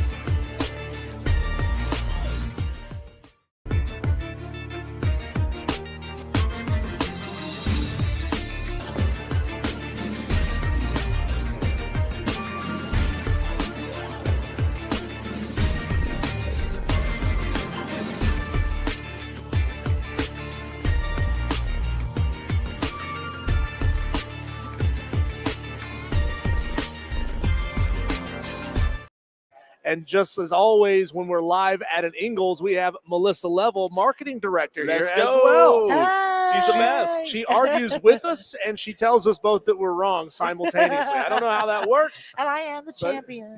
She is At undefeated, least I'm able to say. and you are the champion and undefeated in your own mind. But That's hey, right. aren't we all? Legend That's in what my own opinions are for. That is Hey, right. we call this the 5 o'clock fight, and how it works is we have It's an all-out slugfest, and nobody's leaving unscathed. 3 topics, 1 winner. It's the 5 o'clock fight on Wire to Wire with Diesel and Cole Bryson on the Fan Upstate. Yeah, just like voiceover guy said there, 3 different topics, sometimes sports, sometimes life. We're all over the place on the 5 o'clock fight. We give you 3 different topics. Cole and I have to disagree. We have to argue opposite sides of the conversation. You, the Tolos, who's right? You tell us who made the most compelling argument by texting in at the end of it, 71307. Start your text with keyword fan and giving us your vote for each round of the 5 o'clock fight. Let's get this thing started with round number 1. We always love when you Tolos give us topics to argue about. So let's go to one from Tolo Wesley, who asked the question, national championship winner for the 2024 season, will it be an SEC team or the field? That is a fantastic question. So who's going to win it all this year, an SEC team or the field? Diesel, this one may surprise you, but I'm going the field. Oh. I just feel like, I don't know why, but every day that passes, I feel like it's Ohio State's year to win it all in 2024. Ryan Day, maybe that Harbaugh curse has been lifted, right, now that he's left. And maybe this is the year that Ohio State does it. I'm feeling it. That's my gut, and I'm going to stick with my gut. So my answer to the question is, it's a great question, by the way, from Tolo Wesley, I'm going the field. Really? Okay. I think you mispronounced his name. It's not Ryan Day. It's Ryan Not Today. Ryan Day and the Ohio State Buckeyes are not going to get You're it in trouble done. for They that one. stumble down the stretch. We have a lot of Ohio State. I know we do. I know all someone has to do is text in and say OH, and then we got 10 other There people you go. texting in and saying IO. But not today for the Ohio State Buckeyes, not this year. Look, I mean, we're expecting and projecting up to 7 SEC teams being able to get into this college football playoff, even with the 12 team. 7 teams That's won't because get they only in. have one in Florida. 7 teams won't from the SEC won't get into this thing, but I think we'll probably end up somewhere near 4. But of course, that's where the majority of the power, that's where all the best talent, that all goes to the SEC. You're looking at Alabama, Texas, Georgia, Ole Miss, possibly Tennessee. Nico Iamaleava is going to be fantastic there at Tennessee. You got a lot of teams in that conference that can go win this whole thing. So it's really, really hard for me to bet against the SEC. Melissa. I think with Alabama in transition, I think it's Tennessee's to lose. I'm going to go with you. All SEC. right. I love Tennessee's to lose. So she's calling her Melissa. shot early with no actual data Did to Dolly back that up. Parton give They you some are- kind of, I mean, No, what no, are we doing here? No, I really think they have been Oh. on the bubble. They're getting over some bad athletic things that happen within their Yeah. organization. They have new people. You got some great talent. And those people are really, really feverish. I think I know what's happening. They're opening up a store in Sevierville, and they're That's right. they're trying to Dollywood. Okay. to love people the right way. There you go. Dollywood There you Eagles. go. SEC will be interesting this year. Okay, because Yeah. you look at it and you think the power always started with Alabama. Yeah, Okay, it's true. and with Nick Saban gone, okay, and with the Aggies getting a new coach, it's going to be kind of interesting to see where everything lays. Sure. I think even Florida kind of thinking that they could possibly beat Miami. Okay, I mean there's some. I'm sure things you would happening. hate that. I would hate.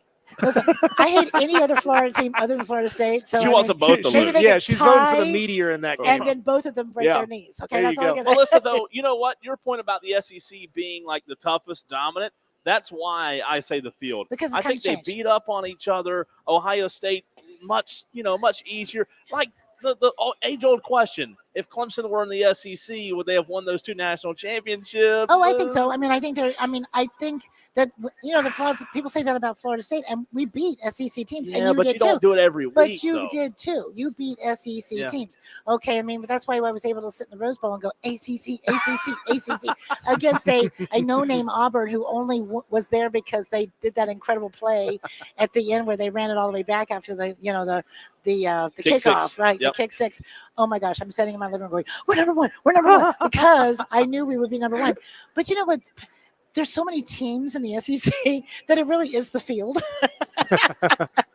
I mean, seriously, you've got so many. So many have a chance. So many have a Yeah. chance. But I mean, I just think it's going to be fun to watch where the power struggle happens and where everybody lands up in the SEC. I think it's going to be more fun than any other conference. As ACC still pretty much staying where it is for, it's going to change, but right now it is what it is. And I think the SEC, it's going to be fun to see. Those big legends are gone. A lot of the baggage that Jimbo put gone. Okay. Well, you got Manning coming in Texas. And well, the you got a SEC, whole a lot of 9 yards coming in. the SEC is kind of like doing a demolition derby with a bunch of tanks Right. instead of a bunch of crappy old cars. They're Right. using Abrams tanks and they're going at each other. Speaking of which, I don't know. You mentioned Alabama there. I don't know if you heard that Kalen DeBoer just locked down the number 2 running back Right. in the country Yeah. for the 2025 class. And So I think- Alabama's not going anywhere. No, but there is going to be a power struggle for that position of legend. I mean, Yeah, it's true. I think that you're going to have, you got a lot of new coaches in, but I think I mean, watch Texas A&M might end up being one of those. It's kind of like those legend places that wasn't always in the SEC. I love looking at this whole structure of how it's growing. That's one part about this I like, and seeing when these people leave, who comes Sure. in to take it over, and who comes in. And when you look at teams that have just this tradition of fans that have stuck with them no matter what, Tennessee, and Texas A&M, Alabama, I mean, there's nothing like an SEC Saturday. So to recap, fight number 1, will it be an SEC team or the field? I said an SEC team. Cole says the field. Melissa, she's going more specific than that, says it's going to be Tennessee to go win this whole thing. How about we go with round number 2? Cole, you wrote this. I feel like you're trying to start a fight here. An actual fight, not a fake fight, That's an okay. actual He fight. picked tater tots. Round number 2, Florida State plays 2 of the ACC newbies. Will they go 2-0 against the spread? I didn't know I wrote against this those one. 2 teams. Florida State against the newbies of the ACC. I need to pull up the schedule because the 2 newbies, it's not SMU, is it? Here we have go. SMU on the road. Oh, it is SMU. SMU and Cal. SMU and Cal, the 2 newbies. First of all, we have to predict what we think the spread might be in those games. Florida State on the road at SMU. I'm no handicapper, but I would say probably Florida State favored in that game by 10. Yep. So do we think they'll beat the spread against SMU plus 10? Or against Cal? Cal is a home game for Florida State and Tallahassee. Is that right? Cal is. It is. Yep. Okay. Well, that's good. That's going to be a big spread. I could see that one easily being 17.5. That's just my mind. Again, I have no idea.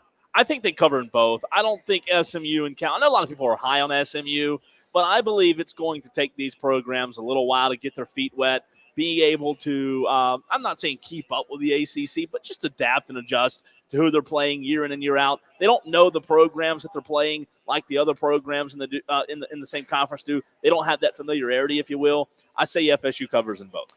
I say they do not cover in both, but they do win both games, cover in one. Yeah. Certainly, I think they'll beat Cal like a rented mule. But when it comes to SMU, you're going on the road, you're playing in Dallas. That might be the first time that stadium is sold out in a long, long time, right? Because Yes, SMU does not typically do very, very well with attendance. So, but SMU is projected to be a pretty good football team this year. Florida State with DJ on the road, maybe they go in and they see crickets everywhere and they say, "Oh, I'm not really that hyped to play this ball game." That's a problem. Yeah, it That's can a be. problem. It can be. So Yeah. I'm going to say no. They don't cover the spread in both. Yeah, I think SMU could be our annual Boston College bandana game, where you just don't. It comes SMU's out, better than BC. I for know, sure. and I mean, I just don't think we're giving them the credit due and playing at home. I think we'll wipe the floor with Cal. We'll cover it with that, but I think you're right. We probably won't cover. We'll win. Yeah. Okay, we'll pull it out of our butt. There you I go. almost There you said go. something bad, but It's okay. You can say those words one time per show. Depends on which word you say in the context and what context in which you say it. How about we go one more round 3 of the fight? Oh, this is right up your alley. Oklahoma State revealed that they're going to put QR codes on the backs of their players' helmets that would allow fans to scan the code and donate to the school's general NIL fund. Will this be successful or not? We talked about this yesterday, Diesel, and I think I slept on it a little bit. I don't love it, but I think it will be successful. I think it'll be successful because maybe it won't be as visible as people think, but it will plant that seed, and the conversations about that QR code will continue to happen. I think it's successful in terms of building that general NIL fund for each team. I know it's weird. I'm not saying I love it. I don't love it, just to be quite frank, but Diesel, I do think it'll be successful. No, this is absolutely stupid to put it on the backs of the helmets.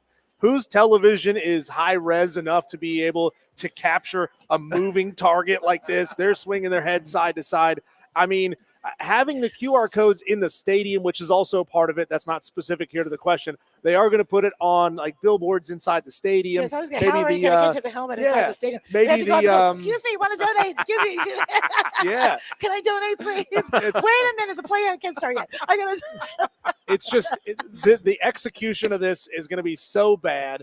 I don't know if they're going to have a different code on the backs of the helmets to say, here's exact, because everybody wants to know where this money is coming from, right? Right. And they could track it and say, oh, they scanned the wall at T-Boone's Pickett Stadium. But fans who are watching on TV are not going to be scanning the backs of helmets. Yeah, and I think that's TV is taking a big risk because, so many people are now streaming and everything else. I think it's a big risk. But you know what? If you only get part of the QR code, you may think you donated to like that university, but you donated to Somalia instead. You never know. I mean, how do you know it went to the right place? Really, seriously? Hopefully you get a receipt. And ESPN is not going to be able to put this on their broadcast because then that would be ESPN directly advertising that Oklahoma State's NIL and not the other school, their opponent. They already do. Well, let's be honest. I'm not going to go there, but Oklahoma State's not getting games on ESPN. Let's be clear. They're not good enough. But they could end up doing. Let me tell you, if I was Oklahoma State player, I would get a big piece of black electrical tape and I would put a big X through my QR code in the back of my head because that would get more people to go donate. I was like, too much information. Okay, there you go. It's stupid. Please, do we stop the monetization of college football? Win. Yeah. I am good. If this works, Never. I am going to put one on my head. You should. I'm going to go around with that on my head. I'm around everywhere. I mean, I can tell. Thank you. Said it out loud before I got a chance. I got a place where I can tattoo a QR code. I can put a big one right there. Do your Venmo code.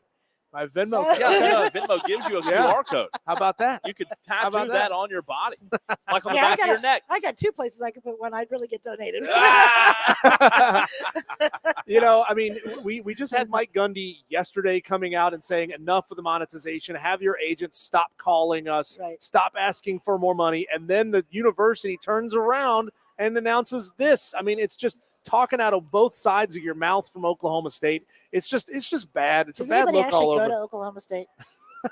Maybe I'm just not. wondering how. Who's I think gonna people's donate? cars Bishop break Sycamore, down on their I way believe, to. has more Yeah. students than Yeah. That's bad. What's the enrollment at Oklahoma? 26,000 students. So it's not a tiny school. yeah. It's not a tiny Yeah, if school. everybody donated like $2 or something, that'd be Sure. they could pay for the shoes for one of their That's right. people. But yeah, I'm with you. That Diesel. is our 5 o'clock fight, round 1. The national championship winner. Hold that audio there, Ben. Will it be an SEC team or the field? I say an SEC team. Melissa agrees with me. She's going Tennessee. Cole says the field. He's high on Ohio State and Michigan. Round 2, Florida State against the spread against the two ACC newbies on their schedule. Will they go 2-0 against the spread? Cole says yes. I say no. I do believe that they're going to win both of those games, just not against the spread. Melissa agrees with me on that one. Feels good. Round 3, QR codes on the helmets. Will it be successful or not? Cole, Cole loves it. He thinks it's No, a no, great no, idea. no. Cole didn't say No, that. he did say that it would be successful. I say no. Melissa says no. 3-0 today. 3-0. You're Cole 0-3 against the spread today, I know. Cole. Cole picked tater tots last time. Oh, so she's still She's still you're holding the bent about grudge. that. Yeah. I understand. She's I holding the understand. tater tot grudge. All right. What say you, Tolo? 71307. Start your text with keyword fan. And if you want to suggest a 5 o'clock fight, here's how you do it.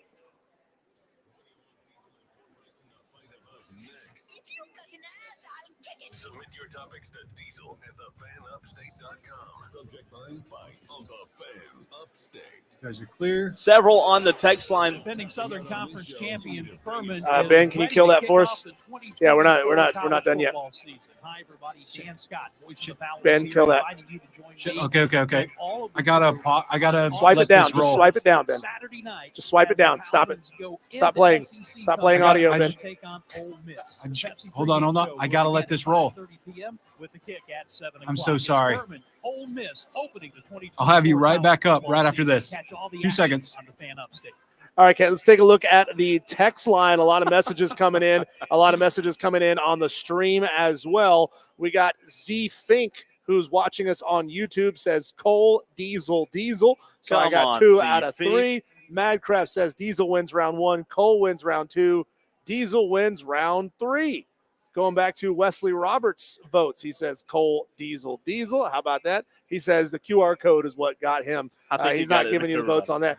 Dan B says Cole round 1, Cole round 2, and Diesel round 3. So you got your first win. Wow. Finally, Yeah. it took a little while. On the text line, let's see. 344 says Diesel round 1, Diesel round 2, because SMU will give FSU a scare on the road. Are y'all crazy? Do y'all know what SMU's been as of late? They're terrible. Florida State's going to wipe the floor with SMU. And then he goes me round 3. You got the win there. Tolo Steve says, here, Cole, with the clean sweep today because of his comment about Ohio State winning. It was enough to go Buckeye, says Tolo Steve. John Dog, Diesel round 1, Diesel round 2, Diesel round 3. Cole Look at swept that. under rug. Yeah. Like the Cowboys, says John Dog. So the Cowboy jokes continue on the text line. 828. Oklahoma State has the best running back in college football on a soft schedule. Texter from the 434 asks, when will y'all be at the Landrum Ingles? Well, we have the right lady there to answer that question. We'll be there anytime you want to go. There you Well, go. You want to go right now? You've got a request. Yeah, You've got a request for the Landrum We will Ingles. come to your town. We love the Landrum Ingles. It's a great place. It We is. love that little town. It's wonderful. 434 says Diesel with the sweep. 828 goes Cole with a sweep. Oh, And Corn Chip says, I'll give Cole the win first 2 rounds. Not able to stop by today. Tiger Pal Rachel hit us up earlier, said, Ryan, not today. Diesel takes round 1, Ooh. although I hate an Ohio State. I love that. I don't know if I coined that. I don't know if someone else coined an Ohio State. You're not the Ohio State. Stop with that I hate garbage. that too. You're It's like an the Ohio You State are University. one of the state universities in Ohio. You are an Ohio State Right. University. There you Ohio go. State, and it is the only state. But let me just tell you too. If the Oklahoma State has the fastest running back, doesn't that make it harder to get the QR code off the back of their? Oh, that's Smart smart. move. He needs to slow down so people can scan the back of his head. Good point. And before we run, Sly Guy in the house, one of our Tolos. It is, if I'm not mistaken, it is Sly Guy's birthday today. Happy birthday, Sly Guy. Right on. Y'all can't say that. He's wearing the Eagles crap. We- You yeah. can't tell him happy Go birthday. Birds. We need to get him can we get Sly Guy a cupcake up in here? There's a We bakery right over there. We will. I'm going We to go get one appreciate right you. now. We are at Ingles. The address is 10903 Anderson Road in Piedmont. Again, 10903 Anderson Road in Piedmont. We're here until 7 p.m. We'll give you clue number 3 coming up in the next segment. Also, 13.5-point spread for Clemson, Georgia. Your initial reaction next.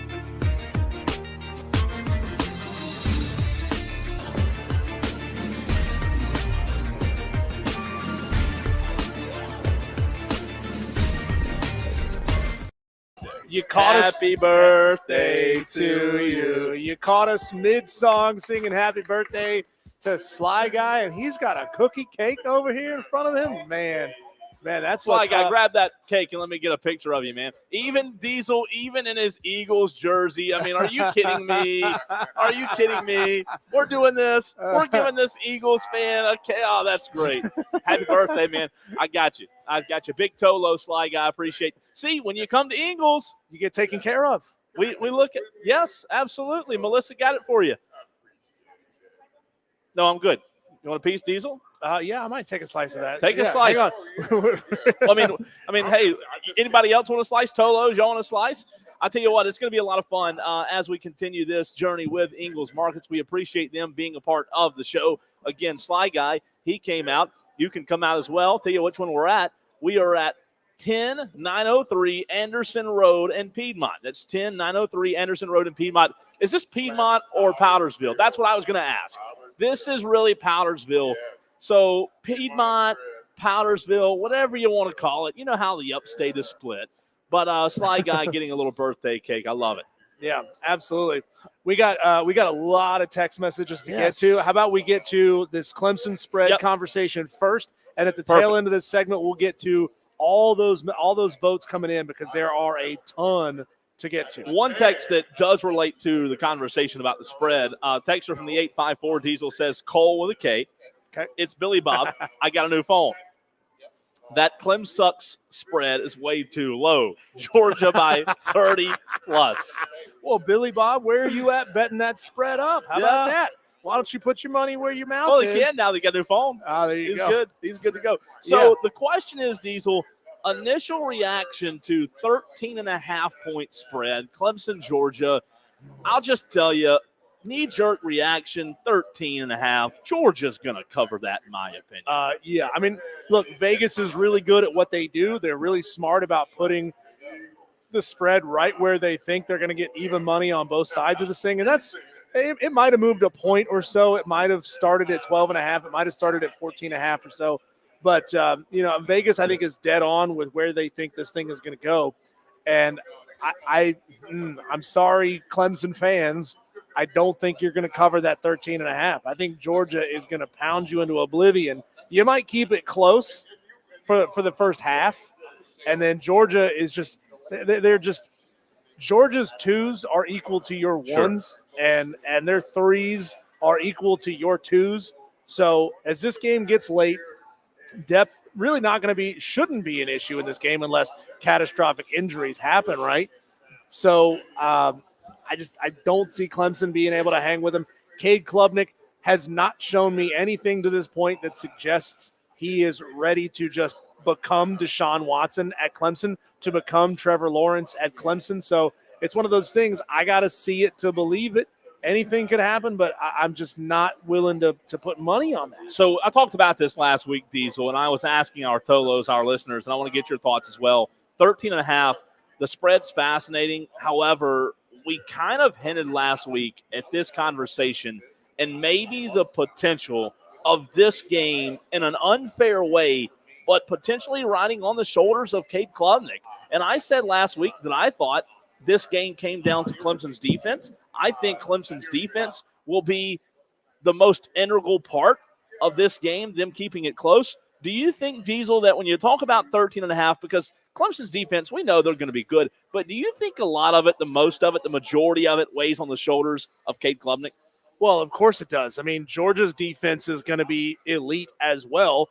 I mean, you can't really talk about Clemson's defense being great and keeping them in this game because Georgia's defense is going to be great and it's going to keep Clemson down. So, yeah, it entirely falls on Cade Klubnik. Can he rise to the occasion and be who and what we all thought he could be when he was coming out of high school? We all thought Cade is just going to be that next guy in that long line of elite quarterbacks at Clemson, and there's nothing to say that he can't be that guy. But, again, we haven't seen it. Maybe it'll be next year. Maybe it'll be the year after. I don't know if Cade's going to stick around. At this point, it looks like Cade's going to be a 4-year guy at Clemson. So I certainly don't see him as having the talent to go to the NFL at this point or even after next season. So, yeah, I mean, it's going to have to be the Cade Klubnik show if Clemson's going to stay in this game. How about this? I'm with you. I do believe that Klubnik is going to bear a lot of the weight here. I think that Clemson's defense is going to be a huge part of it, but I'm not saying that Clemson's defense is the end-all, be-all. Here's why. Diesel, when this game comes around, let's say Clemson's Georgia, both of their defenses are really spectacular, right? Much like we saw 3 years ago. If Clemson's defense does keep them in the game, that's all fine and dandy, but as we know, somebody's going to have to go make a play. Whether that's Phil Maffa, whether that's Cade Klubnik, whether that's one of the freshman receivers, somebody on the offense is going to have to make a play. Clemson's defense is a huge part of it for me, but the icing on top, getting Clemson over the finish line is, yeah, offensively, I know defense wins championships, but offensively, when you talk about the firepower that Georgia has, you can't just rely on the defense. Clemson's offense is going to have to play their part. I mean, you can look at this number 13.5 and feel disrespected if you want to, if you're Clemson, but think about it. That's a 14-0 game. That's a 21-7 game, and all of a sudden you've lost against that spread, right? So it's not like it's some massive number. Georgia beating the tail off of a lot of teams in the SEC last year against by 14 points or more. Sure. So if Georgia is doing that against SEC defenses, of course, there's those handful, the Mississippi States and the Vanderbilts of the world that don't really help this argument. But Georgia is putting up a ton of touchdowns against really good teams over the past couple of seasons. So it could very well happen to Clemson this year that they just don't have what it takes to stick with them. 844 fan phones, the way you can get in touch with the show. Josh wants to chime in on the renewal by Anderson of the Carolinas fan phone. What's up, Josh? How's it going? Good, man. What's up? I don't know. That spread just seems a little too ambitious to me. I mean, there's no telling how many Georgia players will be arrested again before the game There's still starts. time, right? And, I mean, we haven't seen the best out of Cade yet, but all reports so far say that he's doing a lot better. And, I mean, I wouldn't be surprised if Georgia wins by like 3. But I just can't get on board with a 13.5-point spread. I don't think Georgia is going to embarrass us like that. So you think that Clemson will cover? Oh, yes. I think it's going to be like the game back in Charlotte. I think it's going to be a defensive fight, and whoever gets that extra field goal will be the winner. Wow, 10-3 game in 2021. That's the last time Clemson and Georgia played each other. In my mind, we've moved so fast over the past couple of years. It feels like that game was last year. It feels like that was a 2023 football game between Georgia and Clemson, and it blows my mind that was 2021. Yeah, we appreciate that phone call. Yep, go ahead. I was at that game, and that was the longest walk back to the car. All I heard was, ooh, ooh, ooh, ooh. You're hearing it in your dreams. It's not an episode of Arsenio Hall. That's the Georgia Dogs. Thanks for the call, Josh. That's Josh on the renewal by Anderson, the Carolinas fan phone, 844 fan phone, 844-326-3663. I would like to believe that. I just can't. I cannot. Georgia is not this is a very good team. This is a very good program. If it is, I'll eat crow. And I just don't know, man. I think Georgia covers 13.5.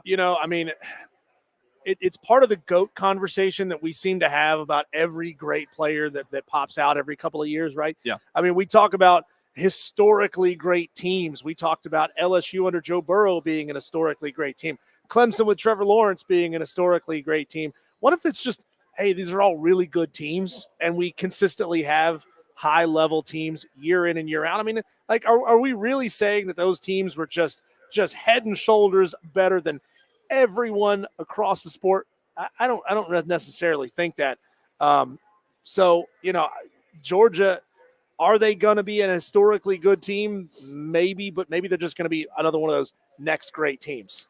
Texter from the 432 says, if you think that game is going to be similar to 10-3, then stop eating the mushrooms that grow in cow patties, says the texter. Also, 803 says, whoever gets the extra field goal, that's the quintessential Clemson mindset, always kicking field goals.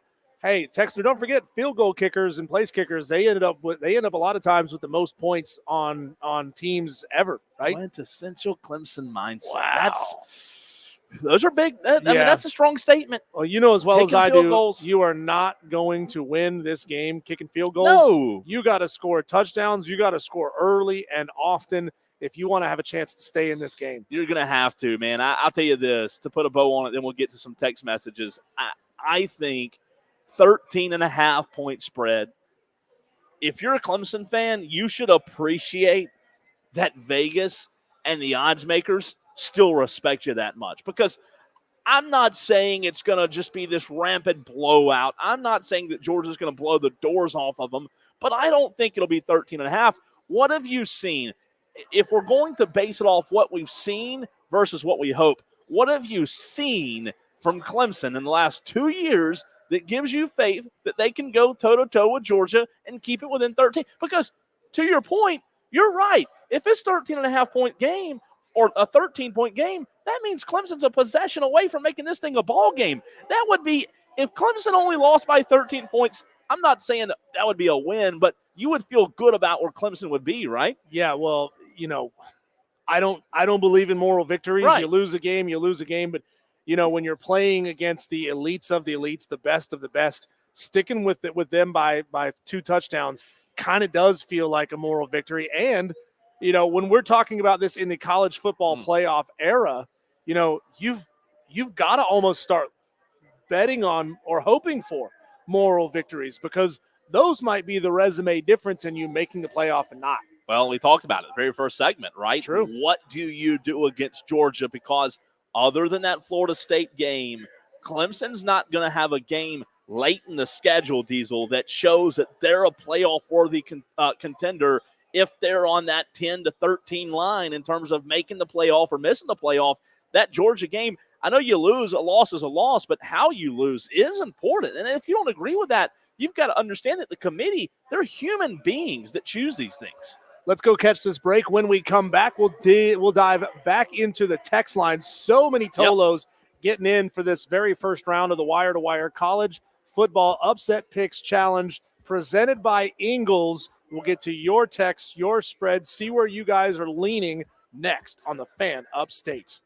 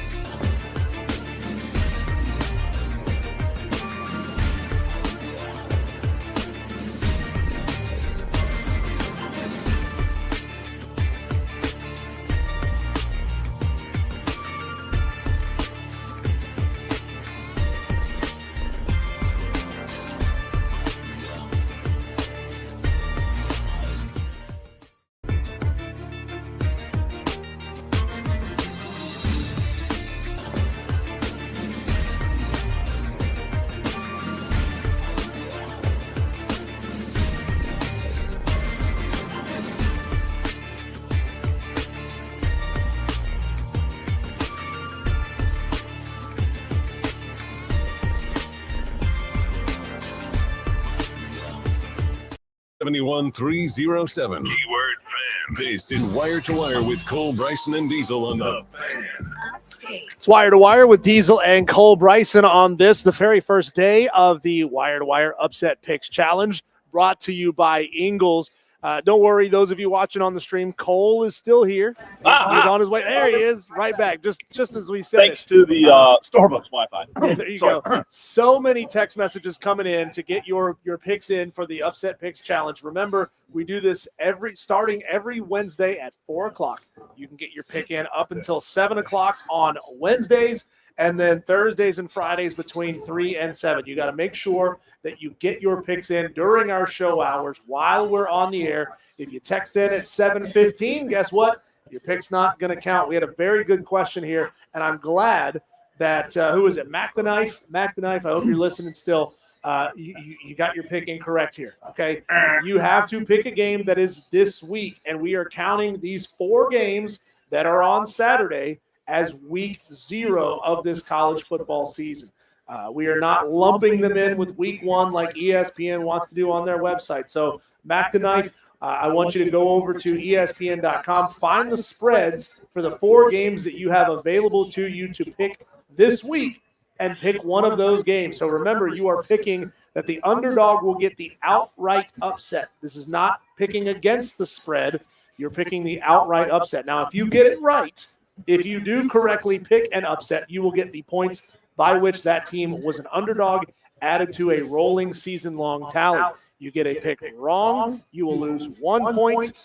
You fail to make a pick, you will lose 2 points. So that's how we get you coming back week in and week out to be a part of this contest. You cannot fall below 0. So if you get it wrong this week and next week and the next week and the next week, guess what? You still have 0 points. You're still in this game. Anybody can come back and win this thing. I have seen it happen. I have seen people start getting on a heater around week number 7 or 8 of the season and come back and win this whole thing. So it very well could happen for you. So Mac the Knife, he picked UGA over Clemson by 21. That's his upset pick. That is an invalid pick. First of all, it's invalid for multiple reasons because Clemson is the dog. So you would need to pick Clemson to outright upset. You would need Clemson to outright upset Georgia, and the spread on that game is 13.5. So I just want to let you know, when you make your pick, text in 71307. Give us your name, your game, and the spread. If you're off by a half a point or so, that's okay. We'll correct it for you as we go back and make sure everybody's picks are right on. Some of you, about an hour ago, John Dog says, give me Georgia Tech plus 10.5. Okay. I'm telling you, man, that's been a very popular one. Yeah, it's been a crowd pleaser. Chris Arnett, New Mexico plus 11.5. Billy Bevel, again, Billy. Clemson, Georgia will be next week. So try to get on that pick. Clemson, Oculus, Georgia Tech over FSU. Yep, that is the number 1, I believe. Boomer Bill says Nevada over SMU. Billy Horn, Nevada plus 25. I believe that was the pre-5 o'clock text in. Mike M. did say Georgia Tech 10.5. And then we got into the fight Diesel with the results. Gold Rush said New Mexico plus 11.5. I like that one. That was my pick, Gold Rush. That was mine and Diesel's. And that gets us all the way up to the 10 minutes ago, if you will. Diesel and I, for the record, both picked the same game. New Mexico plus 11.5 over Montana State. Tyler B. also texted in that that's his pick. Diesel, I like that one a lot. I said it earlier for those Tolos that just tuned in. That game in July, man, opened up as a 4.5 point spread. Yeah, I want to know what happened since then to make this thing. I mean, does Montana State just have so many fans that they're all over this? That they are betting this spread. That's a huge jump. A 6.5 point jump in this spread. That's nuts. I mean, I understand that Montana State is a really good FCS team. And looking at the early power polls, they're a top 10 FCS team in the power rankings, so they should be really good. And New Mexico sucks. Last year, New Mexico was not good. I think they only won 4 games last year, but they have a new head coach. And their new head coach is Bronco Mendenhall, who at BYU was a very good coach. so much so that he parlayed it into the head coaching job at Virginia. It's hard for anybody to win. Look back at their coaching history. They got no winners there. So, I mean, it's Tony Scott. He's not winning there. Bronco Mendenhall was not winning there. I forget who else was there before him, but they weren't winning there. Nobody was winning at Virginia. So I wouldn't really hold that against Bronco Mendenhall, but now he's back out west. He's back in the Mountain West. He's coaching in his turf. These are all the same high schools that he used to recruit and the coaches that he used to know. I think Bronco Mendenhall is going to bring the New Mexico Lobos back, and I think they're going to look really good against Montana State. If you and I are right on this, and the Tolos who choose this game as well, that means from the very get-go, 11.5, we're up. That's a big – that's a big lead, right? I mean, you look at the leaderboard that Dan B sent you a while ago. Yeah. The winner of this contest last year, I think, only finished with about 40 points. So think about that. If you were to get a 10-point spread pick right 4 weeks out of the season, you're a winner. You could be a winner. Could be. I mean, now 40 points may not win this thing this year, but just to give those of you who I think a texter asked earlier, what do we need to kind of aim for if we want to try to win this contest? Well, 40 points won it last year. But here's the thing. Remember, you get a pick incorrect, you lose a point. You mess up, you forget, you're not here 1 week, you lose 2 points. So it's easy to slide back quickly as well. Just a reminder, this challenge brought to you by our favorites in the world, Ingles Markets. Diesel, you mentioned it. DB did send me these standings from last year. Final results. Joe D won it at 44. So that's not – I did not know – It's not unreachable. No, and that's the thing. Before DB sent this to me, I didn't know what the score was. I mean, you got to realize most of the field last year finished between 10 and 19. Yeah. So I mean – and you got to think there's 40 people there-ish on that list who finished with points at all. So it's it's harder than you think to pick an outright upset. That's what I'm going to do, is just try to get on the board. When you've got all of college football to choose from, like this week, we only have 4 games. So if 1 or 2 of these hits, then a lot of people are getting on the board early. It's tough. I'm taking the cornhole approach with this upset picks challenge. Just get on the board, man. Yeah. Just get on the board. I remember last year being on the Schneid for the first 6 weeks in a row. I was sitting at 0 points. And then down the stretch, the last 8 weeks of the season or so, I started hitting a few, and I wound up there right in the thick of things. I think I finished with 19 points last year. Winning score finished with 44, but I was there in the top half of players who actually scored points. Is it fascinating, surprising, or not surprising to you, Diesel, that the majority of the texts are Georgia Tech? Because I guess that spread's low. People are going with it. I get it. It's a somewhat safe pick. Yeah. But I just don't know that it's going to happen. The spread is low.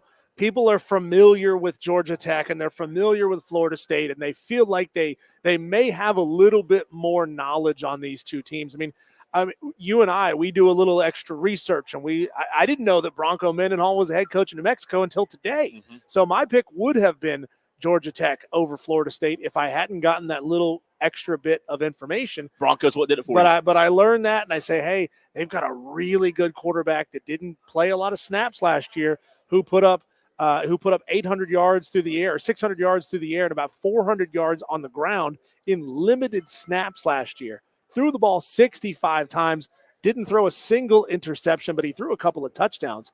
That tells me that quarterback is sneaky good. Uh-oh. And if he can stay healthy all season long, they may have a much better season than what they had last year that ultimately got their last head coach fired. Diesel, I say, the one, the only Dan B has sent us text in.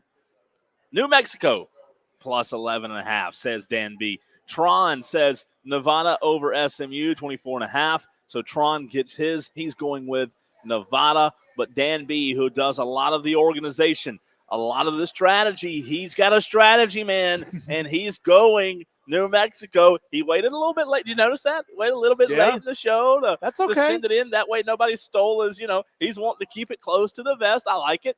And as a reminder, if you didn't get it in today, you still have tomorrow during showtime and Friday, Diesel, during showtime. Is that right? That's true. You can get your picks in tomorrow or Friday on the show, but remember, we ask you that you get your picks in during our showtime. Yep. That helps us organize things and keep them all tight and compact, and that way it's easier and easier to find for us. I cannot wait. I just cannot wait for the rest of the upset picks. I'm excited. I'm pumped up. Hope you are as well. We will take a break, come back. One more hour of the program to go. In case you didn't know, high school football has begun, and last year we did a not a bi-weekly hit, a twice-a-week hit about high school football. We're going to dive into Week 0. That's the saying we all love, Week 0, right? Week 0 is this week. A little matchup predictions, the teams to watch, the games to watch, all coming up next on The Fan Upstate.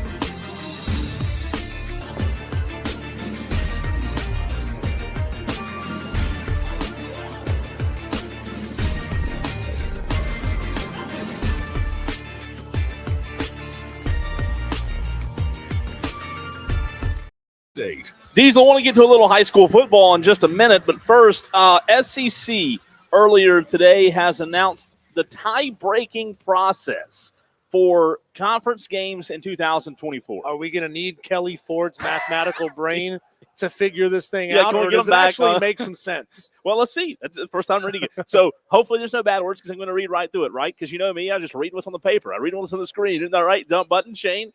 The Southeastern Conference Diesel announced on Wednesday new football tie-breaking procedures for the 2024 SEC Championship game, the first football season since '91 to be conducted without divisions.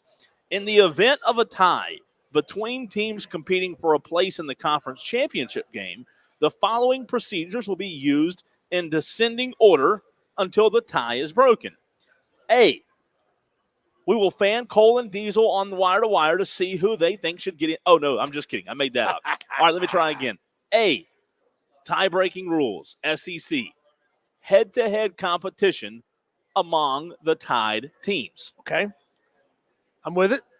So tied teams, did they play each other, Yep. right? That's what that means, head-to-head. B, if that doesn't work, record Diesel versus all common conference opponents among the tied teams. Okay. So if you have three That's teams interesting. tied, who all they play in the SEC, what was their record? Okay. I could imagine that would be, looking at 3 to 5 games tops. Yeah. As the tiebreaker. Okay. C, record against highest, best, placed common conference opponent in the conference standings and proceeding through the conference standings among the tied teams. D, cumulative conference winning percentage of all conference opponents among the tied teams. We're getting down in the weeds now. 2 more. If you have to get to E, which I don't think we will, capped relative total scoring margin versus all conference opponents among the tied teams. Huh? What? Ooh, gosh. Say E again. Capped relative total scoring margin versus all conference opponents among the tied teams. That's a mouthful. Okay. So essentially, the points by which you win. Okay. You're okay. And then F, the last one. Random draw of the tied teams. Random draw. We're gonna flip a coin. Pull it out of Yeah. Pull you out of a hat. Greg Sankey, where you at? We would like, do you have a hat, sir? So that's You're not gonna make them thumb wrestle for it. I mean, wouldn't that be better than drawing straws? there's your tiebreakers. Okay. Tiebreaker scenarios. I mean, for I the don't hate it. SEC. I don't hate it. They all We gotta have they're something, right? logical.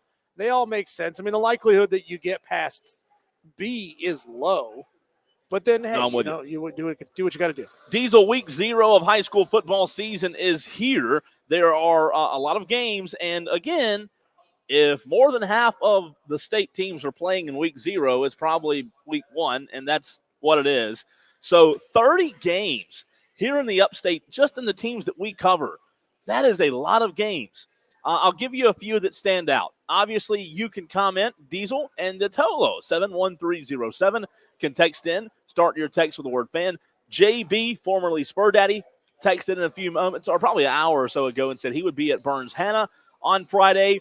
Dorman Greenville on Friday night is an interesting game. Obviously, Dorman was second-year head coach Jake Morris. That will be intriguing.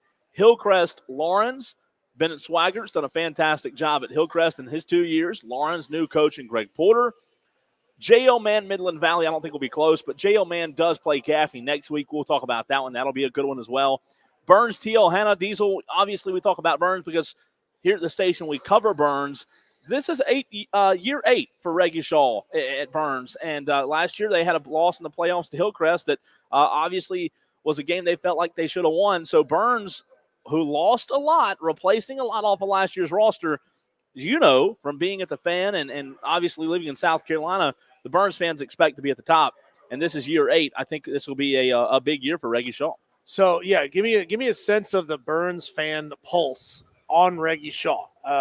Do they feel like he's done enough to stay safe without a deep playoff run, or obviously we all know that the expectations at Burns are extremely high. It's one of those places where maybe the expectations aren't exactly fair, but it is what it is. That's what you sign up for when you sign the dotted line and say, yep, I'll be the head coach at Burns. Sure. You understand what you're signing up for. You're playing the best of the best. You're playing with the best of the best talent. And, of course, with that comes the expectations that you better win. No, there are expectations. It's year 8 under Reggie Shaw, and he knows that the pressure is immense. I believe Burns fans as a whole believe that Reggie can win at the highest level. However, they haven't. And, the reality of it is last year you had a very good team and you were unable to get it done. So I think the pressure, the longer you're there, the tough thing about having the coaching job at Burns, Diesel, is the longer you're there, it's not like it just gets more and more enjoyable unless you're winning championships. The pressure just builds and builds and builds, right? Sure. And it just gets tougher and tougher. So it's definitely a year for him that's going to be a big year in terms of what they do, because they lost a lot of talent. They're not expected to be as good as they were last year. And, Burns fans, obviously, if they don't win what they're expected to win every year, then Burns fans are going to be upset. Do you feel like Burns is one of those places where you could hypothetically win 2 out of 3 state championships, and then you have 2 bad seasons and you're gone? Well, I'll say this. It's interesting. If you're winning state championships, I think that buys you a good bit of time. Brian Lane, the previous Burns coach, was only there for 3 years. He went 3-7 in 2016. That got him the axe in 16. Reggie Shaw came in 17. And Brian Lane, the year before that, won 10 games. So they expect championships, and it's been a long time since Burns has had them. So that game against Tijuana Friday, both teams are young. It will be an interesting game. But I also think Greer Boiling Springs will be an interesting game on Friday. Greer's a good team year in and year out with Will Young in his 20th season at Greer. But Diesel Boiling Springs, a team that we'll talk about a lot this year. Lincoln Husky at quarterback. Matt Real, head coach in his third season, doing a fantastic job at Boiling Springs. Boiling Springs is going to be a good team to watch out for, not only in terms of their non-region games, but when it comes to the region, I think Boiling Springs will have a chance to make a run at Region 2 5A with Gaffney. Who do you see, Cole, this year that may be sort of, and we don't want to celebrate these things, right? But who may be on a little bit of a slide, who may have had a tough year last year and the year before, who maybe this is not the year they get it figured out?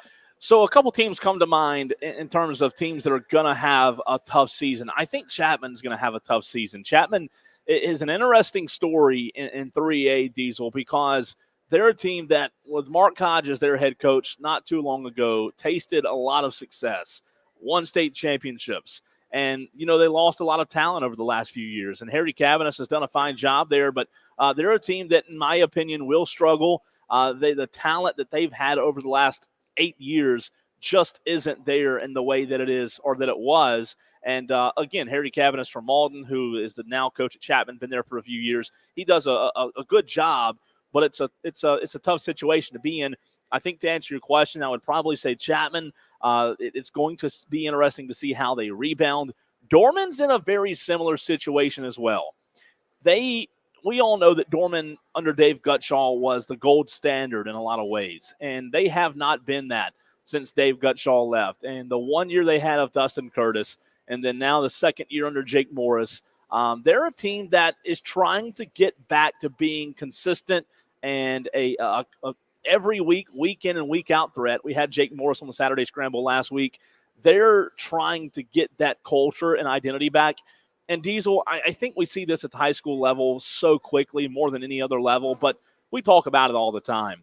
Getting to the top is obviously it's challenging, but staying at the top, maintaining that success, that's what's really challenging. And at the high school level, man, we've seen it. Dorman, Burns, I mean, those teams that used to be perennial powers, they're just not the same programs they were anymore. So it's hard to stay on top. Cole, when it comes to, I didn't grow up here in the state of South Carolina. I grew up across the state line in North Carolina. Sure. And, it blows me away seeing the level of fan engagement in this state, especially here in Greenville and Spartanburg counties, compared to what, I grew up going to high school games.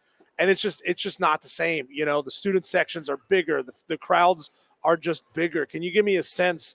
And for those who maybe are just moving here, who kind of want to maybe travel around the upstate and get a sense of what all the programs here have to offer, Can you give me a sense of who really is kind of next level when it comes to fan and student engagement on their game days? So I think there's it's a great question for those who have just moved to the area. If you're new to the upstate, new to Greenville, new to Spartanburg, because you said it earlier in the show, there's so many people that move here year in and year out. There are some stadiums, there are some atmospheres that are just they're almost a staple of the upstate when you talk about high school football. I would obviously start a list with Gaffney being a place, an atmosphere that you have to check out. Dorman Stadium's awesome to go see because it's so big. It's when they're winning, when they're doing well, it's a great atmosphere as well. West Side and Anderson, not terribly far from where we are, Diesel. They're going to be very, very good. They won the 4A state championship last year. They're going to be very good again this year. They have a great atmosphere, a very good coach in Brian Lane. And then you know what? You go to places like Greer and Will Young's 20th season. Greer, man, it's that high school football experience. You walk up to the stadium and there's a water tower in the background, the big water tower right behind the stadium. It's just one of those postcard, type stadiums. There's so many good atmospheres. And to your point, you're right. The upstate of South Carolina and the state as a whole, high school football is so special here, and it's just not that way everywhere. Now, I'll tell you what one of the fascinating storylines is, and we'll continue to talk about this, but from being here for a while now, Spartanburg County used to be the mecca for football, and Greenville took a back seat. Mm-hmm. That's not the case anymore. Really? Greenville holds their own now, and Greenville has so many good teams. I'll give you an example. Southside Christian, who's playing Abbeville this week. They're a very good program. Christ Church here in Greenville, Quinn Hatfield has just done an absolute terrific job at Christ Church building that program, won 2 state championships. You talk about Greenville High School themselves. They're a lot better. You talk about J.L. Mann and Scoot Watson. They're a program that was a few plays away last season, Diesel, from playing for the state championship. Westside and Anderson. Obviously, the Wade Hamptons and those teams are still behind the 8 ball a little bit, but Greer's, consistently year in and year out, Greer's a good football team. And Greenville County, man, they're just – I forgot to mention Hillcrest. They're just doing an excellent job of getting – the right coaches in place, getting the resources. Obviously, as you know, not every school has the same resources when it comes to funds and the facilities and everything that they're able to use at their disposal. So it is a challenge for schools like Wade Hampton, Diesel, who they don't put an emphasis on football, right? It is a challenge for them to go out and be competitive. But Greenville County as a whole, they're definitely improving. Cole, do you think it would be worthwhile, and I'm not saying that we don't already have a few of these matchups, but do you think it'd be worthwhile to establish more of a Greenville versus Spartanburg sort of a week 0 rivalry weekend, or early in the season when it's not necessarily going to affect your region quite as much? Mm-hmm. I mean, could you imagine having multiple matchups that are Greenville high school teams versus Spartanburg high school teams, and just because you and I both know that there is a rivalry between the counties of Greenville and Spartanburg. I mean, both sides love taking jabs at each other. Spartanburg loves to call Greenville snooty and bougie. Greenville likes to call Spartanburg blue collar and all those different things. So, would it be worthwhile to have more of an established rivalry week where we have Greenville v. Spartanburg teams? Well, I'll tell you, to your point, you're already seeing in the last few years Greenville County teams go beat Spartanburg teams. So, yeah, the Greenville County teams would say, absolutely. I'll give you an example. Week 0, this Friday, Greenville is at Dorman. Greenville, Dorman, neither one of them are what they have been in the last few years. They're still both good teams. They're still both going to win a lot of games this year. Dorman obviously is in a tough region, but Greenville, Dorman, that's a great example of teams who have been good lately and are trying to get that, that rivalry renewed, I guess you will, between the two counties. But it's fascinating to watch Greenville County continue to rise in terms of being competitive at the football landscape. And then you've got teams not far from where we are, like Powdersville. They play Seneca this week. Powdersville will probably take care of business. Robert Muster, 13th season at Powdersville. Diesel is the only coach Powdersville has ever had in the history of their program. Palmetto and Wren this Friday night, just hitting a few games that are happening on Friday night right here in the upstate. Hey, they're selling Wren T-shirts right over there inside this Ingalls Market. How about that? Yeah, look at Melissa. I love seeing that kind of stuff in here. And we're inside the corner market at Ingalls in Powdersville, And we talk about the fact that Ingalls supports high school sports in the upstate, and For sure. that's just one indication of what we're talking about. I go into the Ingalls near my house in Malden, and I see Malden stuff inside of that Ingalls store. So, they're doing that's just part of what they do when it comes to supporting high school sports in the upstate. We say it all the time in our live reads that you go to your stores, you go to your high school stadiums this weekend and next weekend, and of course, across the season, you're going to see Ingalls Market's logos all over that stadium because they really do a lot to support local high school sports. And I also failed to mention Riverside. Riverside Diesel, another Greenville County team that's gotten a lot more competitive. Riverside, this team's going to be a lot better than they're used to being. Matthew Rochester has done a fantastic job at the helm at Riverside. South Side, East Side this Friday night as well. Spartanburg is on the road at South Point. Spartanburg's an interesting team, Diesel, when you talk about week 0 at South Point and the next week having to play Dutch Fork.